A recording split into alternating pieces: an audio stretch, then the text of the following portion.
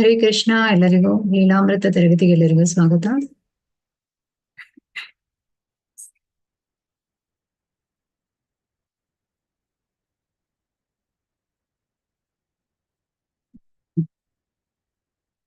ಮೊದಲಿಗೆ ಕೀರ್ತನೆಯನ್ನು ಮಾಡೋಣ.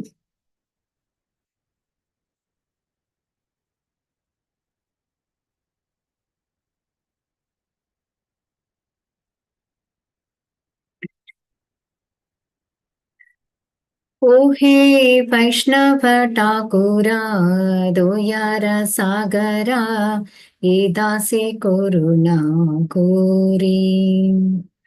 ओ हे वैष्णव ठाकुरा दोयार सागरा ये दासे करुणा कोरी। दिया पद छाया शोधो ही माया तुम्हार चरणा धोरी। दिया पद छाया शोधो ही माया तुम्हारा चरणा धोरी। ओ हे वैष्णव ठाकुरा दोयार सागरा ये दासे करुणा कोरी। ओ हे वैष्णव ठाकुरा दोयार सागरा ये दासे करुणा कोरी। छाया बेगा दोमी छाया दोषा शोधी छाया गुणा देहो दासे। छाया बेगा दोमी छाया दोषा शोधी छाया गुणा देहो दासे।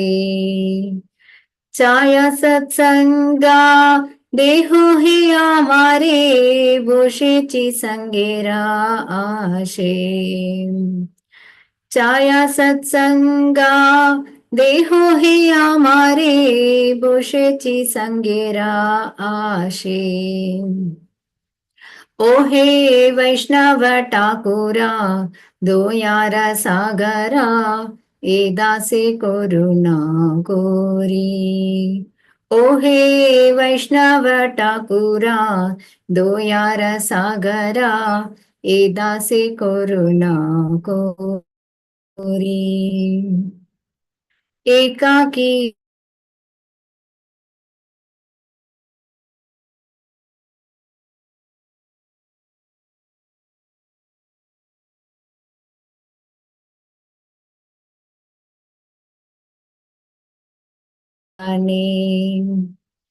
तुम्ही कृपा कोरी श्रद्धा बिंदु दिया देहो कृष्णा नाम धने। तुम्ही कृपा कोरी श्रद्धा बिंदु दिया देहो कृष्णा नाम धने। ओ हे वैष्णव ठाकुरा दोयार सागरा ये दासे करुणा कोरी।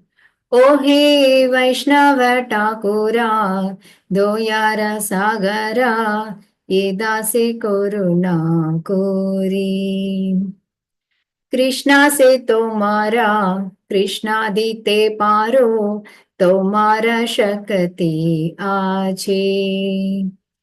कृष्णा से तुम्हारा कृष्णा दीते पारो तुम्हारा शक्ति आछे। आम्ही तो कांगाला कृष्णा कृष्णा बोली दाई तवा पाचे पाचे। आम्ही तो कांगाला कृष्णा कृष्णा बोली दाई तवा पाचे पाचे। ओ हे वैष्णव ठाकुरा दोयार सागरा ये दासे करुणा कोरी। ओ हे वैष्णव ठाकुरा दोयार सागरा ये दासे करुणा कोरी। दिया पद छाया शोधो हे माया तुम्हार चरणा धोरी। दिया पद छाया शोधो हे माया तुम्हार चरणा धोरी। ओ हे वैष्णव ठाकुरा दयार सागरा ए दासी करुणा कोरी। ओ हे वैष्णव ठाकुरा दयार सागरा ए दासी करुणा कोरी। हरे कृष्णा कृष्ण कृष्ण हरे हरे, हरे रामा राम राम हरे हरे। हरे कृष्णा कृष्ण कृष्ण हरे हरे, हरे रामा राम राम हरे हरे। हरे कृष्णा कृष्ण कृष्ण हरे हरे, हरे रामा राम राम ಹರೇ ಹರೇ. ಈಗ ಅರ್ಥವನ್ನು ನೋಡೋಣ. ಓ ವೈಷ್ಣವ ಠಾಕುರನೇ, ಕೃಪಾಸಾಗರನೇ, ನಿನ್ನ ಸೇವಕನಾದ ನನ್ನ ಮೇಲೆ ಕರುಣೆ ತೋರಿಸು. ನಿನ್ನ ಚರಣ ಕಮಲಗಳ ಆಶ್ರಯದಿಂದ ನನ್ನನ್ನು ಶುದ್ಧಗೊಳಿಸು. ದೀನನಾಗಿ ನಿನ್ನ ಪಾದಗಳನ್ನು ಹಿಡಿದಿದ್ದೇನೆ. ನನ್ನ 6 ಬಗೆಯ ಪ್ರಚೋದನೆಗಳನ್ನು ನಿಯಂತ್ರಿಸಿ 6 ದೋಷಗಳಿಂದ ನನ್ನನ್ನು ಶುದ್ಧಗೊಳಿಸಿ ಕೃಪೆಯಿಟ್ಟು ನಿನ್ನ ದಾಸನನಾದ ನನಗೆ 6 ಸದ್ಗುಣಗಳನ್ನು ನೀಡು. 6 ಬಗೆಯ ಸತ್ಸಂಗಗಳನ್ನು ದಯಪಾಲಿಸು. ನಿನ್ನ ಸಂಘವು ದೊರಕುವುದೆಂಬ ಆಸೆಯಿಂದ ನಾನಿಲ್ಲಿ ಕುಳಿತಿದ್ದೇನೆ. ಸೊ 6 ಬಗೆಯ ಪ್ರಚೋದನೆಗಳನ್ನು ನಿಯಂತ್ರಿಸುವುದು, ಇದು ಉಪದೇಶಾಮೃತ ಮೊದಲನೆಯ ಶ್ಲೋಕ. ಹಾಗೆ 6 ದೋಷಗಳಿಂದ ನನ್ನನ್ನು ಶುದ್ಧಗೊಳಿಸಿ, ಇದು 2ನೇ ಶ್ಲೋಕ. ಮತ್ತೆ 6 ಸದ್ಗುಣಗಳನ್ನು ನೀಡು, ಇದು 3ನೇ ಶ್ಲೋಕ. ಮತ್ತೆ 6 ಬಗೆಯ ಸತ್ಸಂಗಗಳನ್ನು ದಯಪಾಲಿಸು, ಇದು 4ನೇ ಶ್ಲೋಕ. 6 ಬಗೆಯ ಪ್ರಚೋದನೆಗಳನ್ನು ನಿಯಂತ್ರಿಸುವುದು ಅಂದ್ರೆ ಉಪದೇಶಾಮೃತದ 1ನೇ ಶ್ಲೋಕ. ವಾಚೋ ವೇಗಂ ಮನಸಾ ಕ್ರೋಧ ವೇಗಂ ಜಿಹ್ವಾ ವೇದಂ ಉದರೌ ಪಸ್ತವೇಗಂ ಏತಾನ್ ವೇಗಾನ್ ಯೋ ವಿಷಹೇತ ಧೀರಃ ಸರ್ವಾಮಪೀವಾನ್ ಪೃಥಿವೀಂ ಸ ಶಿಷ್ಯಾತ್. ಅಂದ್ರೆ ನಮ್ಮ ಮಾತು, ನಾಲಿಗೆ, ಇದು ಹೊಟ್ಟೆ ಅಂದ್ರೆ ನಾವು ತಿನ್ನುವಂಥದ್ದು ಎಲ್ಲವೂ ಕೂಡ ಬಾಯಿ ಮತ್ತೆ ಹೊಟ್ಟೆ ಇದು ನೇರವಾಗಿ ಇರ್ಬೇಕು ಅಂತ ಹೇಳಿ, ಯಾವುದು ಕೂಡ ಜಾಸ್ತಿ ಆಗ್ಬಾರ್ದು. ಸೊ ಇವರು ಪ್ರಪಂಚಾದ್ಯಂತ ಶಿಷ್ಯರನ್ನು ಪಡೆಯಲಿಕ್ಕೆ ಅರ್ಹರಾಗಿರ್ತಾರೆ. ನಂತರ 6 ದೋಷಗಳಿಂದ ನನ್ನನ್ನು ಶುದ್ಧಗೊಳಿಸಿ. ಇದು ಅತ್ಯಾಹಾರ ಪ್ರಯಾಸಶ್ಚ ಪ್ರಜಲ್ಪೋ ನಿಯಮಾಗ್ರಹ ಜನಸಂಗಶ್ಚ ಲೌಲ್ಯಶ್ಚ ಷಡ್ಭಿರ್ಭಕ್ತಿ ವಿನಶ್ಯತಿ. ಅತಿಯಾಗಿ ಒಂದು ಆಹಾರವನ್ನು ಸೇವಿಸುವಂಥದ್ದು, ಅತಿ ನಿದ್ರೆಯನ್ನು ಮಾಡುವಂಥದ್ದು, ಹಾಗೆ ಈ ಅಭಕ್ತರ ಜೊತೆ ಸಂಘ ಏನಿದೆ ಇದೆಲ್ಲವೂ ನಿಯಂತ್ರಣದಲ್ಲಿ ಇಟ್ಟುಕೊಳ್ಳುವಂಥದ್ದು. ಮತ್ತೆ ಕೃಪೆಯಿಟ್ಟು ನಿನ್ನ ದಾಸನಾದ ನನಗೆ 6 ಸದ್ಗುಣಗಳನ್ನು ನೀಡು. ಉತ್ಸಾಹಾತ್ ನಿಶ್ಚಯಾತ್ ಧೈರ್ಯಾತ್ ಸತ್ಯತ್ ಕರ್ಮ ಪ್ರವರ್ತನ, ಅಂದ್ರೆ ಸಂಗತ್ಯಾಗ ಸತೋವೃತ್ತಿ ಷಡ್ಭಿರ್ಭಕ್ತಿ ಪ್ರಸಿದ್ಧತಿ. ಅಂದ್ರೆ ನಮ್ಗೆ ಈ ಭಕ್ತಿ ಸೇವೆಯನ್ನು ಮಾಡುವುದಕ್ಕೆ ಏನಿರ್ಬೇಕು, ಉತ್ಸಾಹ ಇರ್ಬೇಕು, ಹಾಗೆ ಒಂದು ದೃಢವಾದ ಒಂದು ಇದಿರ್ಬೇಕು, ಛಲ ಇರ್ಬೇಕು. ಅಂದ್ರೆ ನಾನು ಈ ಭಕ್ತಿ ಸೇವೆಯಲ್ಲಿ ಮುಂದುವರಿದೇ ಬರುತ್ತೇನೆ ಅಂತ. ಹಾಗೆ ಹೆಚ್ಚಾಗಿ ನಿಯಮಕ್ಕೆ ಅಂಟಿಕೊಳ್ಳಿರಬಾರ್ದು, ಅಥವಾ ನಿಯಮವನ್ನು ಪಾಲಿಸದೇ ಇರುವುದು ಕೂಡ ಸರಿಯಾದ ಕ್ರಮ ಅಲ್ಲ ಅಂತೇಳಿ. ಷಡ್ಭಿರ್ಭಕ್ತಿ ಪ್ರಸಿದ್ಧತಿ. 6 ಬಗೆಯ ಸತ್ಸಂಗಗಳನ್ನು ದಯಪಾಲಿಸು. ದದಾತಿ ಪ್ರತಿಗೃಹಾತಿ ಗುಹ್ಯಮಾಖ್ಯಾತಿ ಪೃಚ್ಛತಿ ಭುಂಕ್ತೆ ಭೋಜಯತೆ ಚೈವ ಷಡ್ವಿಧಂ ಪ್ರೀತಿ ರಕ್ಷಣಂ. ಅಂದ್ರೆ ಭಕ್ತರ ಜೊತೆಯಲ್ಲಿ, ಭಕ್ತರ ಸಂಘದಲ್ಲಿ ಹೇಗಿರುವುದು, ನಾವು ಭಕ್ತರಿಗೆ ಕೊಡುವಂಥದ್ದು. ಈಗ ಭಕ್ತರೀಗ ಪ್ರಸಾದವನ್ನು ಕೊಡ್ತಾರೆ, ಇದನ್ನು ಸ್ವೀಕರಿಸುವಂಥದ್ದು ರೀತಿಯಾಗಿ. ನಿನ್ನ ಸಂಘವು ದೊರಕುವುದೆಂಬ ಆಸೆಯಿಂದ ನಾನಿಲ್ಲಿ ಕುಳಿತಿದ್ದೇನೆ. ಏಕಾಕಿಯಾಗಿ ಭಗವಾನ್ ಹರಿಯ ಪವಿತ್ರ ನಾಮವನ್ನು ಹಾಡಲು ನನಗೆ ಶಕ್ತಿ ಇಲ್ಲ, ಆದ್ದರಿಂದ ಬೇಡುತ್ತಿದ್ದೇನೆ, ದಯವಿಟ್ಟು ಕರುಣೆ ತೋರಿಸು ಹಾಗೂ ಕಣ ಮಾತ್ರ ವಿಶ್ವಾಸದೊಂದಿಗೆ ಕೃಷ್ಣನ ಪವಿತ್ರ ನಾಮದ ಧನವನ್ನು ನನಗೆ ನೀಡು. ಕೃಷ್ಣನು ನಿಮ್ಮವನು, ನೀವು ಅವನನ್ನು ನನಗೆ ಕೊಡಬಲ್ಲಿರಿ. ನಿಮಗಿರುವ ಶಕ್ತಿ ಅಂತಹದು. ನಾನು ಕಂಗಾಲಾಗಿದ್ದೇನೆ. ಕೃಷ್ಣ ಕೃಷ್ಣ ಎಂದು ಅಳುತ್ತಾ ನಿಮ್ಮ ಹಿಂದೆ ಓಡಿ ಬರುತ್ತೇನೆ. ಎಸ್, ಪ್ರಭುಪಾದಕ್ಕೆ ವಿಜಯ. ಹರೇ ಕೃಷ್ಣ. ಓಂ ಅಜ್ಞಾನತಿಮಿರಾಂಧಸ್ಯ ಜ್ಞಾನಾಂಜನಶಲಾಕಯಾ ಚಕ್ಷುರುನ್ಮಿಲಿತಂ ಏನ ತಸ್ಮೈ ಶ್ರೀ ಗುರವೇ ನಮಃ. ಶ್ರೀ ಚೈತನ್ಯ ಮನೋಭೀಷ್ಟಂ ಸ್ಥಾಪಿತಂ ಯೇನ ಭೂತಲೆ ಸ್ವಯಂ ರೂಪ ಗದಾ ಮಹ್ಯಂ ದದಾತಿ ಸುಪದಾಂತಿಕಂ. ವಂದೇಹಂ ಶ್ರೀಗುರು ಶ್ರೀಯುತಪದಕಮಲಂ ಶ್ರೀಗುರುನ್ ವೈಷ್ಣವಾಂಶ್ಚ ಶ್ರೀರೂಪಂ ಸಾಗ್ರಜಾತಂ ಸಹಗಣ ರಘುನಾಥಾನ್ವಿತಂ तं ಸಾಜೀವಂ ಸಾದ್ವೈತಂ ಸಾವಧೂತಂ ಪರಿಜನಸಹಿತಂ ಕೃಷ್ಣ ಚೈತನ್ಯ ದೇವಂ ಶ್ರೀರಾಧಾ ಕೃಷ್ಣಪಾದಾನ್ ಸಹಗಣ ಲಲಿತಾ ಶ್ರೀ ವಿಶಾಖಾನ್ವಿತಾಂಶ್ಚ. ಹೇ ಕೃಷ್ಣ ಕರುಣಾ ಸಿಂಧು ದೀನಬಂಧೋ ಜಗತ್ಪತೆ ಗೋಪೇಶ ಗೋಪಿಕಾ ಕಾಂತ ರಾಧಾ ಕಾಂತ ನಮೋಸ್ತುತೆ. ತಪ್ತ ಕಾಂಚನ ಗೌರಾಂಗಿ ರಾಧೆ ವೃಂದಾವನೇಶ್ವರಿ ಋಷಭಾನುಸುತೆ ದೇವಿ ಪ್ರಣಮಾಮಿ ಹರಿಪ್ರಿಯೇ. ವಾಂಛಾ ಕಲ್ಪತರುಭ್ಯಶ್ಚ ಕೃಪಾ ಸಿಂಧುಭ್ಯ ಏವ ಚ ಪತಿತನಾಂ ಪಾವನೇಭ್ಯೋ ವೈಷ್ಣವೇಭ್ಯೋ ನಮೋ ನಮಃ. ನಮೋ ಓಂ ವಿಷ್ಣುಪಾದಾಯ ಕೃಷ್ಣಪ್ರೇಷ್ಠಾಯ ಭೂತಲೆ ಶ್ರೀಮತೆ ಭಕ್ತಿವೇದಾಂತ ಸ್ವಾಮಿನಿತಿ ನಾಮಿನೆ. ನಮಸ್ತೆ ಸಾರಸ್ವತೆ ದೇವೆ ಗೌರವಾಣಿ ಪ್ರಚಾರಿಣೆ ನಿರ್ವಿಶೇಷ ಶೂನ್ಯವಾದಿ ಪಾಶ್ಚಾತ್ಯ ದೇಶಧಾರಿಣೆ. ಜಯ ಶ್ರೀ ಕೃಷ್ಣ ಚೈತನ್ಯ ಪ್ರಭು ನಿತ್ಯಾನಂದ ಶ್ರೀ ಅದ್ವೈತ ಗದಾಧರ ಶಿವಾಸಾದಿ ಗೌರ ಭಕ್ತವೃಂದ.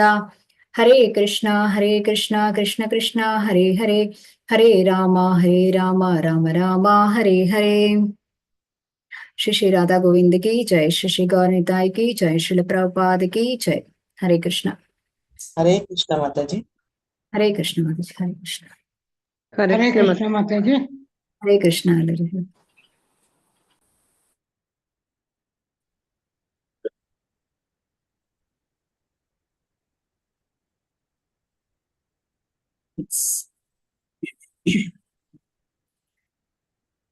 ಓದುವವರು ಹ್ಯಾಂಡ್ ರೈಸ್ ಮಾಡಿ ಒಬ್ಬೊಬ್ಬರಾಗಿ ಓದ್ಬೋದು. ಹರೇ ಕೃಷ್ಣ ಮಾತಾಜಿ. ಹರೇ ಕೃಷ್ಣ ಮಾತಾಜಿ. ಹರೇ ಕೃಷ್ಣ. ಓದ್ಲಾ ಮಾತಾಜಿ? ಹರೇ ಕೃಷ್ಣ. ಓದಿ ಮಾತಾಜಿ. ಇಲ್ಲಿ ಇಡೀ ಮಧ್ಯಾಹ್ನ ಅಲ್ವಾ ಮಾತಾಜಿ? ಇಲ್ಲಿಂದ ಇಲ್ಲಿಂದ ಅವರು ಬೆಳಗ್ಗೆ 9 ಗಂಟೆಗೆ ಬಂದರು. ಅವರು ಬೆಳಗ್ಗೆ 9 ಗಂಟೆಗೆ ಬಂದರು. ಶ್ರೀಲ ಪ್ರಭುಪಾದರ 6 ಜನ ಸನ್ಯಾಸಿ ಶಿಷ್ಯರು ಮತ್ತು ಸುಮಾರು 50 ಜನರ ಕೀರ್ತನಾಕಾರ ಶಿಷ್ಯ ಸಮೂಹ ಅವರ ಸ್ವಾಗತಕ್ಕಾಗಿ ಕಾದಿದ್ದರು. ಪ್ರಭುಪಾದರ ಕಾರನ್ನು ದೆಹಲಿಯಿಂದ ತರಲಾಗಿತ್ತು. ನಿಲ್ದಾಣದಿಂದ ಮೇಳದ ಸ್ಥಳದವರೆಗಿನ ಅಲ್ಪ ಪ್ರಯಾಣ ಕಾರಿನಲ್ಲಿ ಸಾಗಿತು.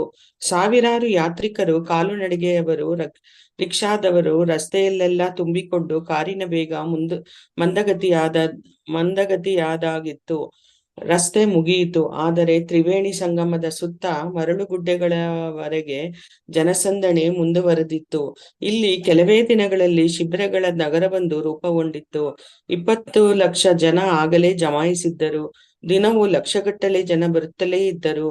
ಭಾರತದ ಪ್ರತಿಯೊಂದು ಧರ್ಮ ಪಂಥವೂ ಬೊಂಬಿನ ಬೇಲಿಯ ಶಿಬಿರಗಳನ್ನು ಹೊಂದಿದ್ದವು.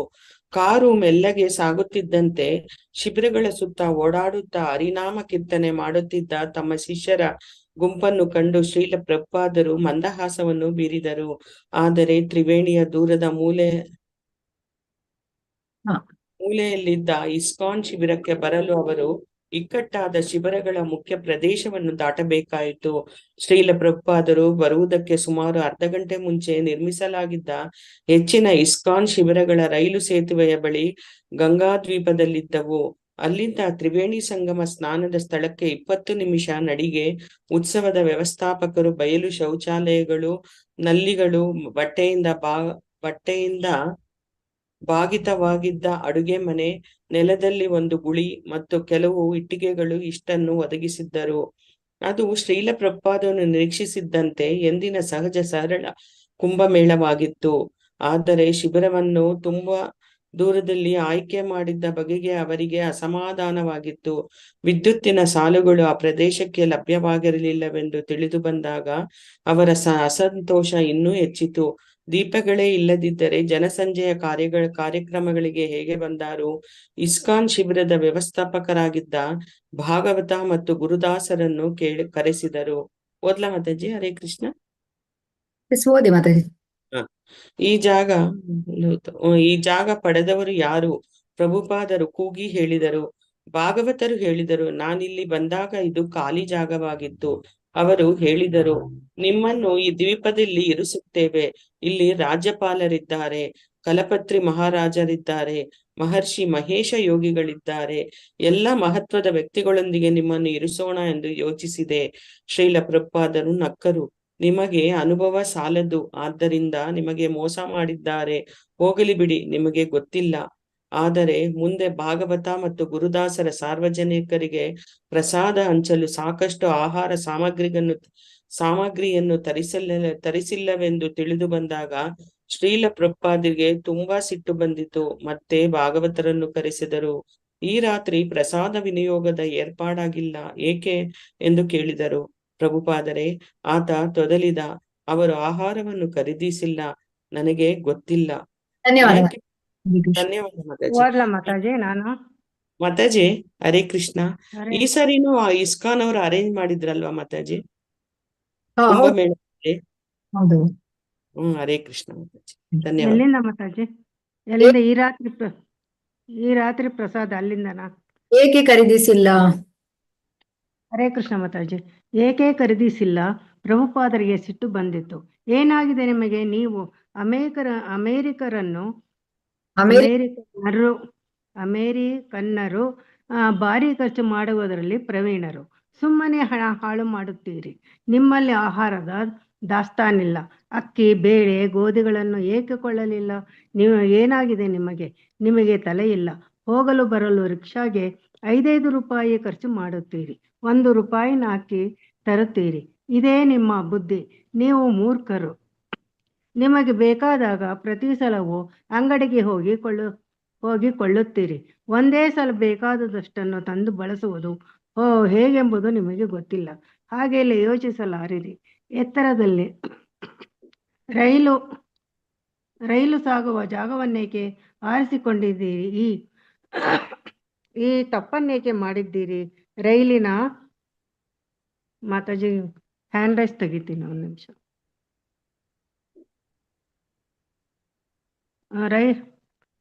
ರೈಲಿನ ಶಬ್ದ ಹೆಚ್ಚಾಗುತ್ತಿದೆ. ಚಪ್ಪರದ ಕೆಲಸದಲ್ಲಿ ಸೋತಿದ್ದೀರಿ. ಪ್ರಸಾದವನ್ನು ಹಂಚುತ್ತಿಲ್ಲ. ಹೀಗೆ 20 ನಿಮಿಷ ಜಾಡಿಸಿದ ಮೇಲೆ ಭಾಗವತರನ್ನು ಕಳಿಸಿಕೊಟ್ಟರು. ಈಗ PDF ಚೇಂಜ್ ಆಗುತ್ತೆ, 1 ನಿಮಿಷ.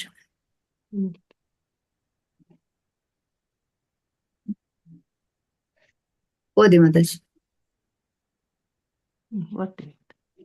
ಸ್ವಲ್ಪ ಕಾಲದ ಅನಂತರ ಭಾಗವತರನ್ನು ಮತ್ತೆ ಕರೆಸಿದರು. ಭಾಗವತರು ಇನ್ನೂ ಸನ್ಯಾಸಿ ಆಗಿರದಿದ್ದರೂ ಅವರನ್ನು ಭಾಗವತ ಮಹಾರಾಜರೇ ಎಂದು ಕರೆದು, ನೀವು ದೀಪದ ವ್ಯವಸ್ಥೆ ಮಾಡಿದ್ದರೂ ಸಾಕಿತ್ತು, ಅದನ್ನು ಮಾಡಬಲ್ಲಿರಾ ಎಂದು ಕೇಳಿದರು. ಅದಕ್ಕೆ ಮಾಡುವುದಾಗಿ ಭಾಗವತರು ಆಶ್ವಾಸನೆ ನೀಡಿದರು. ಆ ರಾತ್ರಿಯೊಳಗೆ ಇಸ್ಕಾನ್ ಶಿಬಿರಗಳಲ್ಲಿ ದೀಪದ ವ್ಯವಸ್ಥೆಯಾಯಿತು. ಆದರೆ ಇತರ ಎಲ್ಲಾ ಶಿಬಿರಗಳಿಗಾಗುತ್ತಿದ್ದಂತೆ ಇಲ್ಲೂ ಕರೆಂಟು ಕೈ ಕೊಡುತ್ತಿತ್ತು. ಮೊದಲ ರಾತ್ರಿ ಇಸ್ಕಾನ್ ಚಪ್ಪರಕ್ಕೆ ಕೆಲವರು ಮಾತ್ರ ಬಂದರು. ಹವೆ ತುಂಬಾ ಕೊರೆತದ ಒದ್ದೆಯ ಗಾಳಿಯ ಹವೆಯಾಗಿತ್ತು. ತಂಪು ಹಾಸಿಗೆಯಲ್ಲಿ ಮಲಗುವ ಬದಲಿಗೆ ಶ್ರೀಲ ಪ್ರಭುಪಾದರು ಇಡೀ ರಾತ್ರಿ ಡೆಸ್ಕಿನ ಮುಂದೆ ಕುಳಿತಿರುವ ನಿಶ್ಚಯ ಮಾಡಿದರು. ಸ್ವೆಟರ್ಗಳು, ಊದುಕೋಟು, ಚಾದರ ಮತ್ತು ಕೈಚೀಲಗಳು, ಈ ತಮ್ಮ ಎಲ್ಲಾ ಬಟ್ಟೆಗಳನ್ನು ಧರಿಸಿ ಅವರು ಕತ್ತಲಿನಲ್ಲಿ ಡೆಸ್ಕಿನ ಮುಂದೆ ಕುಳಿತರು. ಶಿಬಿರದಿಂದ ಚಳಿಯನ್ನು ಓಡಿಸುವುದಕ್ಕೆ ಅಲ್ಲಿದ್ದ ಒಂದು ಸೀಮೆ ಎಣ್ಣೆಯ ಹೀಟರ್ಗೆ ಸಾಧ್ಯವಾಗಿರಲಿಲ್ಲ. ಶಿಬಿರದ ಕಡೆಯಿಂದ ಗಾಳಿ ಬೀಸಿದ ಕೂಡಲೇ ಆರಿ ಹೋಗುತ್ತಿದ್ದ ಹೀಟರ್ನ ಪೈಲಟ್ ದೀಪವನ್ನು ಮತ್ತೆ ಹೊತ್ತಿಸುವ ರಾಮೇಶ್ವರ ಸ್ವಾಮಿಯವರು ರಾತ್ರಿಯ ಬಹುಭಾಗವೆಲ್ಲ ಕುಳಿತಿದ್ದರು. ಬೆಳಗಿನ ವೇಳೆಗೆ ಶ್ರೀಲ ಪ್ರಭುಪಾದರಿಗೆ ಥಂಡಿಯಾಗಿ ನೆಗಡಿಯಾಗಿ ಕಣ್ಣಲ್ಲಿ ನೀರು. ಅವರು ನದಿಗೆ ಸ್ನಾನಕ್ಕೆ ಹೋಗದೆ ಶಿಬಿರದ ಪಕ್ಕದಲ್ಲೇ ಇದ್ದ ಕೊರೆಯುವ ನೀರನ್ನು ಬಳಸಿದರು. ಅವರ ಕೈಕಾಲು ಊದಿಕೊಂಡಿದ್ದು ಹಿಂದೆ ಕಾಯಿಲೆ ಬಂದಾಗ ಏನೋ ಆಗಿತ್ತಲ್ಲ, ಹಾಗಾಗಿತ್ತು. ಶಿಬಿರದಲ್ಲಿರುವುದು ಬೇಡ ಎಂದು ಶಿಷ್ಯರು ಸೂಚಿಸಿದಾಗ ಅವರು ಅಲ್ಲೇ ಉಳಿಯಲು ಹಠ ತೊಟ್ಟರು. ಅವರಿಗೆ ಪ್ರಚಾರ ಮಾಡುವುದು ಬೇಕಿತ್ತು. ಜನ ಅವರಿರುವುದನ್ನು ಕಂಡು ಹಿಡಿಯಲಾರಂಭಿಸಿ ಅವರನ್ನು ಕಾಣಲು ಬರುತ್ತಿದ್ದರು. ಆದುದರಿಂದ ಪ್ರಚಾರ ಮಾಡಲು ಅವರು ಅಲ್ಲೇ ಇರಲು ಬಯಸಿದ್ದರು. ಕುಂಭಮೇಳವು ಬರಿಯ ಗಂಗಾ ಸ್ನಾನಕ್ಕೆ ಮಾತ್ರವಲ್ಲದೆ ಪ್ರಚಾರ ಕಾರ್ಯಕ್ಕೆ ಒಂದು ಒಳ್ಳೆಯ ಅವಕಾಶವನ್ನು ಒದಗಿಸುತ್ತದೆ ಎಂದು ಅವರು ಹೇಳಿದರು. ಧನ್ಯವಾದ ಮಾತಾಜಿ. ಹರೇ ಕೃಷ್ಣ ಮಾತಾಜಿ. ಧನ್ಯವಾದ. ಓದ್ತೀನಿ ಮಾತಾಜಿ. ಓದಿ ಮಾತಾಜಿ. ಮೈ ತಿಕ್ಕಿಸಿಕೊಳ್ಳುವಾಗ ರೈಲ್ವೆ ಸೇತುವೆ ಗುರು ಪೂಜೆ ಅಲ್ಲಿಂದ ಮಾತಾಡಿ. ಹಾ, ಸ್ವಾಮಿ. ಗುರುಪೂಜೆ ಮತ್ತು ಭಾಗವತ ತರಗತಿಗಳಿಗಾಗಿ ಭಕ್ತ ಶೀಲ ಪ್ರಭುಪಾದರು ಶಿಬಿರದ ಮುಂದೆ ಕಿಕ್ಕಿರಿದು ಸೇರಿದ್ದರು. ಅವರುಗಳು ಹೂವಿನ ಹಾರ ತಂದಿರಲಿಲ್ಲವಾದರೂ ಶ್ರೀಲ ಪ್ರಭುಪಾದರು ಆ ಬಗೆಗೆ ಪ್ರಸ್ತಾಪ ಕೂಡ ಮಾಡಲಿಲ್ಲ. ಅವರ ಕಿರುಭಾಷಣ ಮುಗಿಯುವ ವೇಳೆಗೆ ಸೂರ್ಯ ಉದಯಿಸಿದ್ದ. ಮಂಚವನ್ನು ಹೊರಗಿರುವಂತೆ ಹರಿಶೌರಿಗಳಿಗೆ ಹೇಳಿ ಅಲ್ಲಿ ವಿಶ್ರಮಿಸಿ ಆಮೇಲೆ ಬಿಸಿಲಲ್ಲಿ ಅಂಗಮರ್ದನ ಮಾಡಿಸಿಕೊಂಡರು. ಮೈ ಚಿಕ್ಕಿಸಿಕೊಳ್ಳುವಾಗ ರೈಲ್ವೆ ಸೇತುವೆ ಕಡೆ ನೋಡಿ ಅಲಹಾಬಾದಿನಲ್ಲಿ ತಾವಿದ್ದ ಕಾಲದಿಂದ ಈ ಸೇತುವೆಯ ನೆನಪಿರುವುದಾಗಿ ಹೇಳಿದರು. 1930ರಲ್ಲಿ ಇದೇ ಗಂಗಾ ದ್ವೀಪದಲ್ಲಿ ಸೇತುವೆ ಕೆಳಗೆ ತಮ್ಮ ತಂದೆಯವರ ಶವ ಸಂಸ್ಕಾರ ಮಾಡಿದುದನ್ನು ಹೇಳಿದರು. ಆ ಮಧ್ಯಾಹ್ನ ಮಾಯಾಪುರದಿಂದ ಭಕ್ತರ ಗುಂಪೊಂದು ಬಂದಿತ್ತು. ಅವರಲ್ಲಿ ಕೆಲವರು ಕೂಡಲೇ ಇಸ್ಕಾನ್ನ ಚಪ್ಪರದ ನಿರ್ವಹಣೆ ಎಷ್ಟು ಪೇಲವವಾಗಿ ಕಾಣುತ್ತಿದೆ ಎಂದು ಆಕ್ಷೇಪಿಸಿದರು. ಶ್ರೀಲ ಪ್ರಭುಪಾದರು ಸಾಧ್ಯವಾದಷ್ಟು ಪುಸ್ತಕಗಳನ್ನು ಹಂಚಿ ಈ ಕಾರ್ಯಕ್ರಮವನ್ನು ಹೇಗೋ ಕಾಪಾಡಲು ಪ್ರಯತ್ನಿಸಿ ಎಂದು ಸಲಹೆ ನೀಡಿದರು. ಆದ್ದರಿಂದ ಭಕ್ತರು ಶ್ರೀಲ ಪ್ರಭುಪಾದರ ಗ್ರಂಥಗಳ ಹಿಂದಿ ಅವತರಣಿಕೆಗಳನ್ನು ಹಂಚಲು ಆರಂಭಿಸಿದರು. ಭಕ್ತರ ಮುಖ್ಯ ರಸ್ತೆಯುದ್ದಕ್ಕೂ ಗ್ರಂಥ ಮಾರಾಟದ ಕೀರ್ತನದ ಕಾರ್ಯಕ್ರಮವನ್ನು ಹಮ್ಮಿಕೊಂಡರು. ಪಕ್ಕದಲ್ಲಿ ಕೌಪೀನ ಧರಿಸಿ ಬೆಂಕಿಯ ಸುತ್ತ ಕುಳಿತಿದ್ದ ವಿವಿಧ ಶೈವ ಬಣಗಳ ಭಕ್ತರೂ ಇದ್ದರು. ಅವರಲ್ಲಿ ಅನೇಕರು ಜಡೆ ಹೆಣೆಗೆಗೊಂಡಿತ್ತು, ಮೈಗೆಲ್ಲ ವಿಭೂತಿ ಧರಿಸಿದ್ದರು. ಚಿಲುಮೆಯ ಪೈಪುಗಳಲ್ಲಿ ಭಂಗಿ ಸೇದುವ ಜೋರಾಗಿ ಹೊಗೆ ಬಿಡುತ್ತಿದ್ದರು. ಹತ್ತಿರದಲ್ಲೇ ರಸ್ತೆಯ ಇನ್ನೊಂದು ಬದಿಯಲ್ಲಿ ರಾಮಾನುಜ ಸಂಪ್ರದಾಯದ ವೈಷ್ಣವರ ಶಿಬಿರಗಳಿದ್ದವು. ಅವರೂ ಕೂಡ ತ್ಯಾಗಿಗಳೇ. ಅವರ ವೇಷಭೂಷಣಗಳು ಶೈವರಂತೆಯೇ, ಆದರೆ ಅವರು ಹೆಚ್ಚು ಸ್ನೇಹಶೀಲರಾಗಿದ್ದರು. ಭಕ್ತರನ್ನು ನೋಡಿ ಅವರು ಸಂತೋಷದಿಂದ ಹರೇ ಕೃಷ್ಣ ಹರೇ ರಾಮ ಎಂದು ಘೋಷಿಸುತ್ತಿದ್ದರು. ಲಕ್ಷಾಂತರ ಯಾತ್ರಾರ್ಥಿಗಳ ಸಾಧು ಸ್ವಭಾವವನ್ನು ಕಂಡು ಭಕ್ತರು ಆಶ್ಚರ್ಯಚಕಿತರಾಗಿದ್ದರು. ಕೀರ್ತನಕಾರರು ಹತ್ತಿರ ಬಂದ ಕೂಡಲೇ ಅನೇಕರು ದೀರ್ಘದಂಡ ನಮಸ್ಕಾರ ಮಾಡುತ್ತಿದ್ದರು. ಇನ್ನು ಕೆಲವರು ಆ ನೆಲದ ಮೇಲೆ ಹೊರಡಾಡುತ್ತಿದ್ದರು ಅಥವಾ ಭಕ್ತರ ನಡುವೆ ಜಾಗದಲ್ಲಿನ ಧೂಳನ್ನು ಎತ್ತಿ ಬಾಯಿಗೆ ಹಾಕಿಕೊಳ್ಳುತ್ತಿದ್ದರು. ಅನೇಕ ಯಾತ್ರಿಕರು ಬಡವರು, ಆದರೂ ಭಕ್ತನೊಬ್ಬನು ಹಿಡಿದಿದ್ದ ಪಾತ್ರೆಗೆ ಕೆಲವು ಪೈಸೆಗಳನ್ನಾದರೂ ಹಾಕುತ್ತಿದ್ದರು. 1 ರೂಪಾಯಿ ಕೊಟ್ಟವನಿಗೆ 1 ಪುಸ್ತಕ ಸಿಗುತ್ತಿತ್ತು. ಈ ಗ್ರಂಥಗಳು ಎಷ್ಟು ಜನಪ್ರಿಯವಾದುದೆಂದರೆ ಜನ ಬಂದು ಆ ಗ್ರಂಥಗಳ ಹೆಸರು ಹೇಳಿ ಕೊಂಡುಕೊಳ್ಳುತ್ತಿದ್ದರು. ಕೆಲವರು ಹಣವನ್ನು ಎಸೆಯುತ್ತಿದ್ದರು. ಸನ್ಯಾಸಿಗಳು ಅದನ್ನು ತಮ್ಮ ಮೇಲುವಸ್ತ್ರದಿಂದ ಹಿಡಿಯುತ್ತಿದ್ದರು. ಆ ಸಂಜೆಯ ವೇಳೆಗೆ ಭಕ್ತರು ಸುಮಾರು 7,000ದಷ್ಟು ವಿವಿಧ ಪ್ರತಿಗಳನ್ನು ಹಂಚಿದ್ದರು. ಸ್ವಲ್ಪ ಮೇಲೆ ಮಾಡ್ತಿರೋ ಮಾತಾಜಿ. ಕೃಷ್ಣ ಮಾತಾಜಿ ಓದ್ಲಾ? ಧನ್ಯವಾದಗಳು ಮಾತಾಜಿ. ಹರೇ ಕೃಷ್ಣ. ಹರೇ ಕೃಷ್ಣ. ಓದಿ ಮಾತಾಜಿ. 2ನೆಯ ರಾತ್ರಿ ಶ್ರೀಲ ಪ್ರಭುಪಾದರು ಮತ್ತೆ ಡೆಸ್ಕಿನ ಮುಂದೆ ಕುಳಿತೇ ಇದ್ದರು. ಹೀಟರನ್ನು ಕಾರ್ಯೋಪಯೋಗಿಯಾಗಿ ಮಾಡುವ ವ್ಯರ್ಥ ಪ್ರಯತ್ನವನ್ನು ರಾಮೇಶ್ವರರು ಮಾಡುತ್ತಲೇ ಇದ್ದರು. ಹರಿಶೌರಿಗಳು ಶ್ರೀಲ ಪ್ರಭುಪಾದರ ಉಕ್ತಲೇಖನ ಯಂತ್ರ ಡಿಕ್ಟೇಟಿಂಗ್ ಮೆಷಿನ್ ಅನ್ನು ಡೆಸ್ಕಿನ ಮೇಲೆ ಇರಿಸಿದ್ದರು. ಅವರು ಅದನ್ನು ಮುಟ್ಟಿರಲಿಲ್ಲ. ಜನವರಿ 14 ಶ್ರೀಲ ಪ್ರಭುಪಾದರಿಗೆ ಅಲಹಾಬಾದಿನಲ್ಲಿ 3ನೇ ದಿನ. ಅದು ಕುಂಭಮೇಳ ಸ್ನಾನದ ಪ್ರಥಮ ದಿನ. ಪುಸ್ತಕಗಳ ಹಂಚಿಕೆಗೆ ಅದು ವಿಶೇಷ ಅವಕಾಶವಿದ್ದ ದಿನ. ಸುಮಾರು 50 ಮಂದಿಯ ಒಂದು ಇಸ್ಕಾನ್ ಕೀರ್ತನ ತಂಡ ಮತ್ತು ಕೆಲವರು ಭಾರತೀಯ ಗುರುಕುಲದ ಹುಡುಗರು ಮೇಳದ ಆವರಣದಲ್ಲೆಲ್ಲ ಸುತ್ತಾಡಿದರು.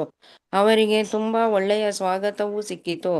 ಮಧ್ಯಾಹ್ನ 1:15 ಪವಿತ್ರ ಸ್ನಾನದ ಮುಹೂರ್ತ. ಕೀರ್ತನ ತಂಡ ತ್ರಿವೇಣಿಗೆ ಸಾಗಿತು. ಹತ್ತಿರ ಬಂದಂತೆ ಅವರು ನೀರಿಗಿಳಿಯುವ ತನಕ ಪೊಲೀಸರು ಹಾದಿಯನ್ನು ಸುಗಮಗೊಳಿಸಿಕೊಟ್ಟರು.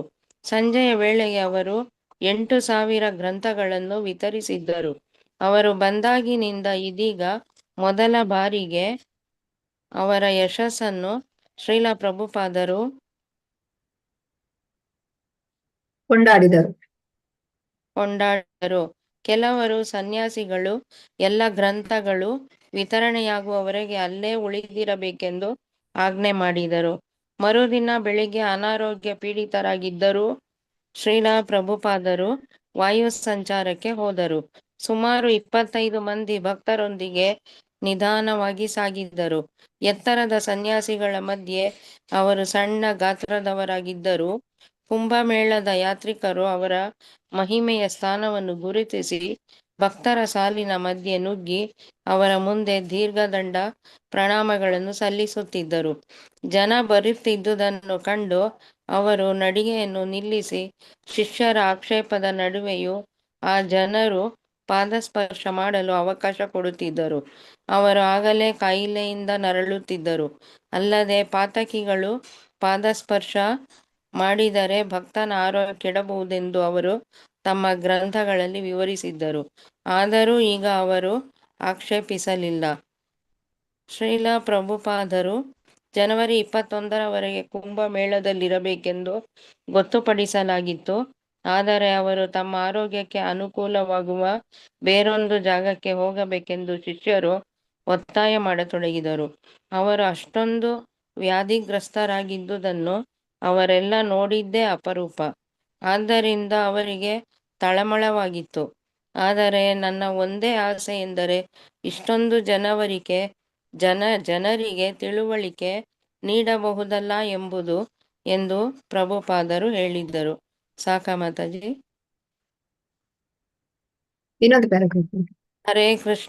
ಹರೇ ಕೃಷ್ಣ ಚಳುವಳಿಯ ಗುರು ಶ್ರೀಲ ಪ್ರಭುಪಾದರು ಗಂಗಾದ್ವೀಪದಲ್ಲಿದ್ದಾರೆ ಎಂಬ ಸುದ್ದಿ ಹರಡಲಾರಂಭಿಸಿತ್ತು. ಅವರನ್ನು ಕಾಣಲು ಇನ್ನೂ ಹೆಚ್ಚು ಜನ ಬರತೊಡಗಿದರು. ಕುಂಭಮೇಳಕ್ಕೆ ಬರುವವರು ಭಾರತದ ಎಲ್ಲ ಸಾಧುಗಳು, ಗುರುಗಳು ಅಲ್ಲಿ ಇರುತ್ತಾರೆಂದು ನಿರೀಕ್ಷಿಸುತ್ತಾರೆ. ಆದುದರಿಂದ ತಾವು ಅಲ್ಲಿ 21ನೇ ತಾರೀಕಿನವರೆಗೆ ಇರಬೇಕಾದದ್ದು ಅನಿವಾರ್ಯ ಎಂದು ಶ್ರೀಲಾ ಪ್ರಭುಪಾದರು ಹೇಳಿದರು. ಹರೇ ಕೃಷ್ಣ. ಧನ್ಯವಾದಗಳು. ಧನ್ಯವಾದ ಮಾತಾಜಿ. ಹರೇ ಕೃಷ್ಣ. ಓದ್ಲಾ ಮಾತಾಜಿ? ಓದಿ ಮಾತಾಜಿ. ಹರೇ ಕೃಷ್ಣ ಮಾತಾಜಿ. ರಾಮೇಶ್ವರು ಅವರಿಗೆ ಆಂಡ್ರೆಸ್ ತೆಗೆದ್ಬಿಡ್ತೀನಿ ಮಾತಾಜಿ. ರಾಮೇಶ್ವರರು ಅವರಿಗೆ ಸಲಹೆ ಕೊಡಲು ಯತ್ನಿಸಿದರು. ಶ್ರೀಲ ಪ್ರಭುಪಾದರೆ ಈ ಜನರಿಗೆ ದರ್ಶನವನ್ನು ಕೊಡುವುದಕ್ಕಿಂತ ಹೆಚ್ಚಿನ ಮಹತ್ವದ್ದು ವಿಷಯ ಹೊಂದಿದೆ. ನೀವು ಪುಸ್ತಕಗಳನ್ನು ಬರೆಯುವುದು, ಇಲ್ಲಿ ಕೆಲವು ಸಾವಿರ ಜನ ನಿಮ್ಮ ದರ್ಶನ ಭಾಗ್ಯ ಪಡೆಯಬಹುದು. ಆದರೆ ನೀವು ಬರೆದ ಮುಗಿಸಿದರೆ ನಾವು ಲಕ್ಷಾಂತರ ಜನರಿಗೆ ಪುಸ್ತಕಗಳನ್ನು ಹಂಚುತ್ತೇವೆ. ಆಗ ಲಕ್ಷಾಂತರ ಜನರಿಗೆ ನಿಮ್ಮ ದರ್ಶನವಾಗುತ್ತದೆ. ಇಲ್ಲಿಯಾದರೂ ಬರೆಯಲು ಸರಿಯಾದ ಸೌಲಭ್ಯಗಳಿಲ್ಲ. ಅವೇ ತುಂಬಾ ಸೀತದ್ದು ಎಂದು ನಿಮ್ಮ ದೇಹ ಪ್ರಕೃತಿಯು ನೆಟ್ಟಗಿಲ್ಲ. ನಾವು ಭುವನೇಶ್ವರಕ್ಕೆ ಹೋಗೋಣ. ಅಲ್ಲಿ ಬೆಚ್ಚನೆಯ ಹವೆ ಇದೆ, ಒಳ್ಳೆಯ ನೀರು ಕೂಡ ಸಿಗುತ್ತದೆ. ಭುವನೇಶ್ವರದ ಒಂದು ಸರೋವರದ ನೀರಿಗೆ ಔಷಧಿಯೋ ಸತ್ವವಿದೆ ಎಂದು ನಂಬಲಾಗಿರುವ ವಿಷಯವನ್ನು ಹೇಳಿ ಶ್ರೀಲ ಬಹುಪಾದರು ಈ ಹಿಂದೆಯೇ ಭುವನೇಶ್ವರದ ಪ್ರಸ್ತಾವ ಮಾಡಿದ್ದರು. ಕೆಲವು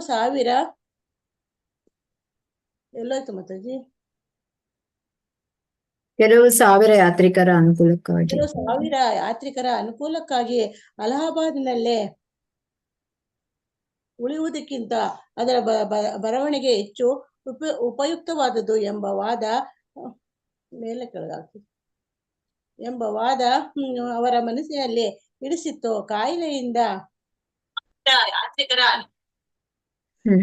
ಅಡ್ವರ್ಟೈಸ್ಮೆಂಟ್ ಬಂದಿದೆ. ಕಾಯಿಲೆಯಿಂದ ನರಳುತ್ತಿರುವ ಸಂದರ್ಭದಲ್ಲಿ ಕೂಡ ಅಲಹಾಬಾದಿನಲ್ಲಿ ಉಳಿಯುವ ದೃಢ ಸಂಕಲ್ಪ ಕೈಗೊಂಡಿದ್ದು ಅವರ ಖಾಸಗಿ ಸಿಬ್ಬಂದಿಯ ಭಕ್ತರಿಗೆ, ಅಂದರೆ ಕಾರ್ಯದರ್ಶಿ, ಸೇವಕ ಮತ್ತು ಅಡಿಗೆಯವರಿಗೆ ತುಂಬಾ ಯಾತನಮಯವಾಗಿತ್ತು.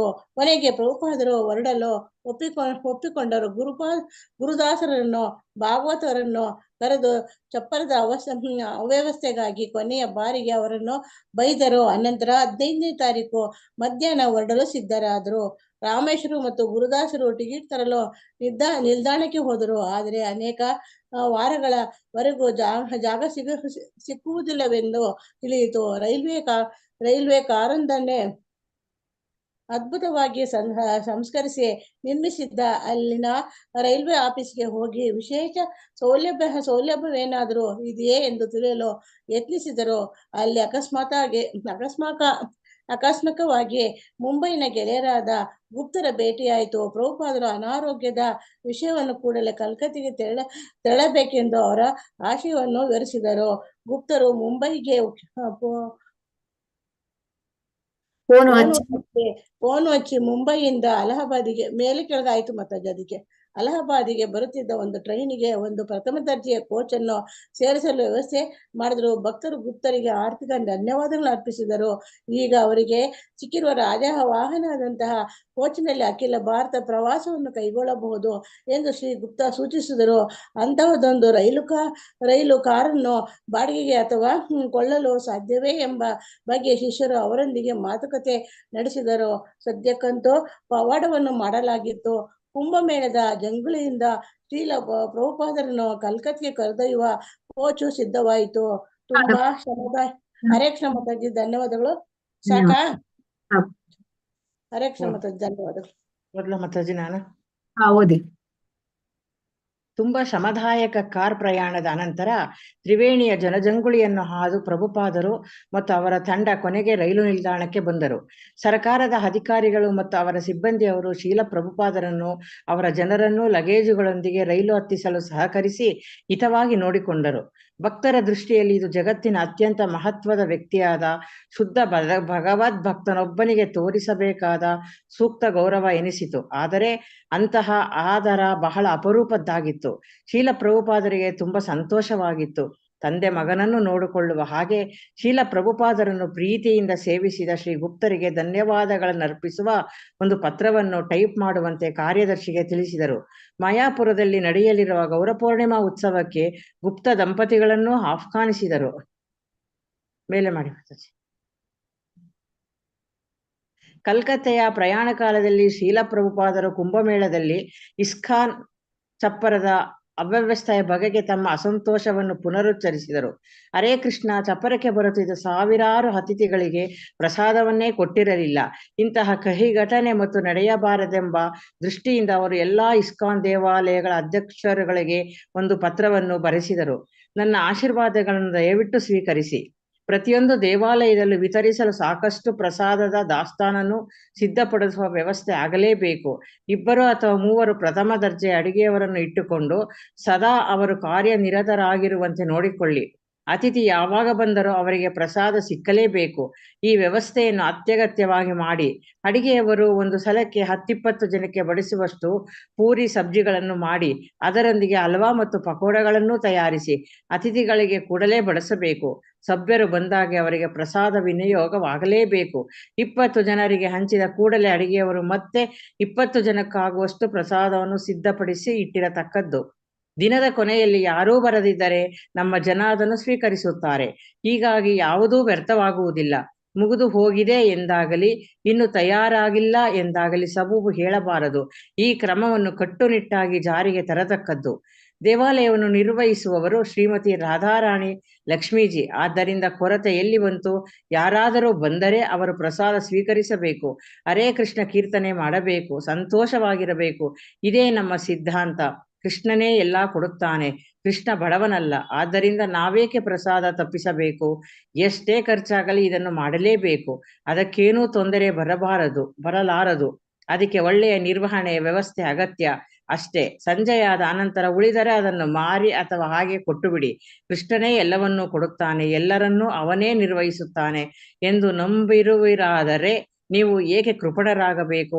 ಹೀಗೆ ಮಾಡುವುದು ಎಂದರೆ ಕೃಷ್ಣನಲ್ಲಿ ನಂಬಿಕೆ ಕಳೆದುಕೊಳ್ಳುತ್ತಿದ್ದೀರಿ ಎಂದಂತಾಗುತ್ತದೆ ಮತ್ತು ಎಲ್ಲ ನಾವೇ ಮಾಡುತ್ತಿದ್ದೇವೆ, ನಾವೇ ಒದಗಿಸುತ್ತಿದ್ದೇವೆ ಎಂಬರ್ಥ ಬರುತ್ತದೆ. ಕೃಷ್ಣ ಕೊಡುತ್ತಾನೆ ಎಂದು ನಮಗೆ ಅಚಲ ವಿಶ್ವಾಸವಿದೆ. ಇಡೀ ಜಗತ್ತೇ ಬರಲಿ ಅವರಿಗೆ ಪ್ರಸಾದ ಹಂಚುತ್ತೇವೆ. ಆದುದರಿಂದ ದಯವಿಟ್ಟು ಈ ಕೆಲಸವನ್ನು ಸಮರ್ಪಕವಾಗಿ ಮಾಡಿ ಈ ಕೂಡಲೇ ಆರಂಭಿಸಿ. ಸಾಕ ಮಾತಾಜಿ? ಧನ್ಯವಾದ. ಹರೇ ಕೃಷ್ಣ.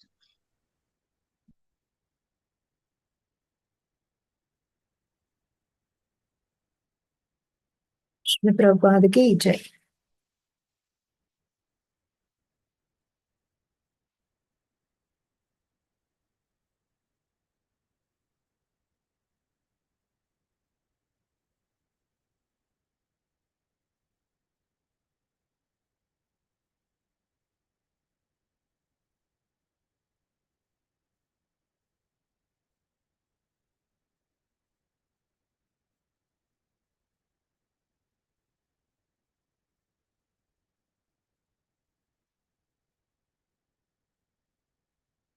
ಸೊ ಪ್ರಭುಪಾದರು ಶಿಷ್ಯರಿಗೆಲ್ಲ ಹೇಳ್ತಾರೆ, ನೀವು ವಿಶ್ರಾಂತಿ ತೆಗೆದುಕೊಳ್ಳಿ ಅಂತ.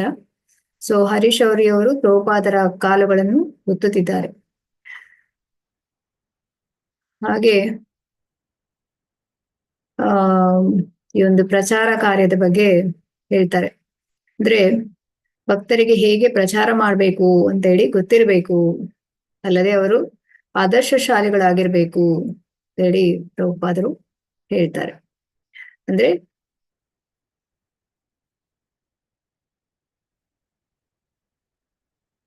ಹಗಲಿರುಳು ಸತತವಾಗಿ ಅವರೊಂದಿಗೆ ಮಾತಾಡುತ್ತಾ ಎಲ್ಲರನ್ನು ಸಿದ್ಧಪಡಿಸುತ್ತಿದ್ದರು.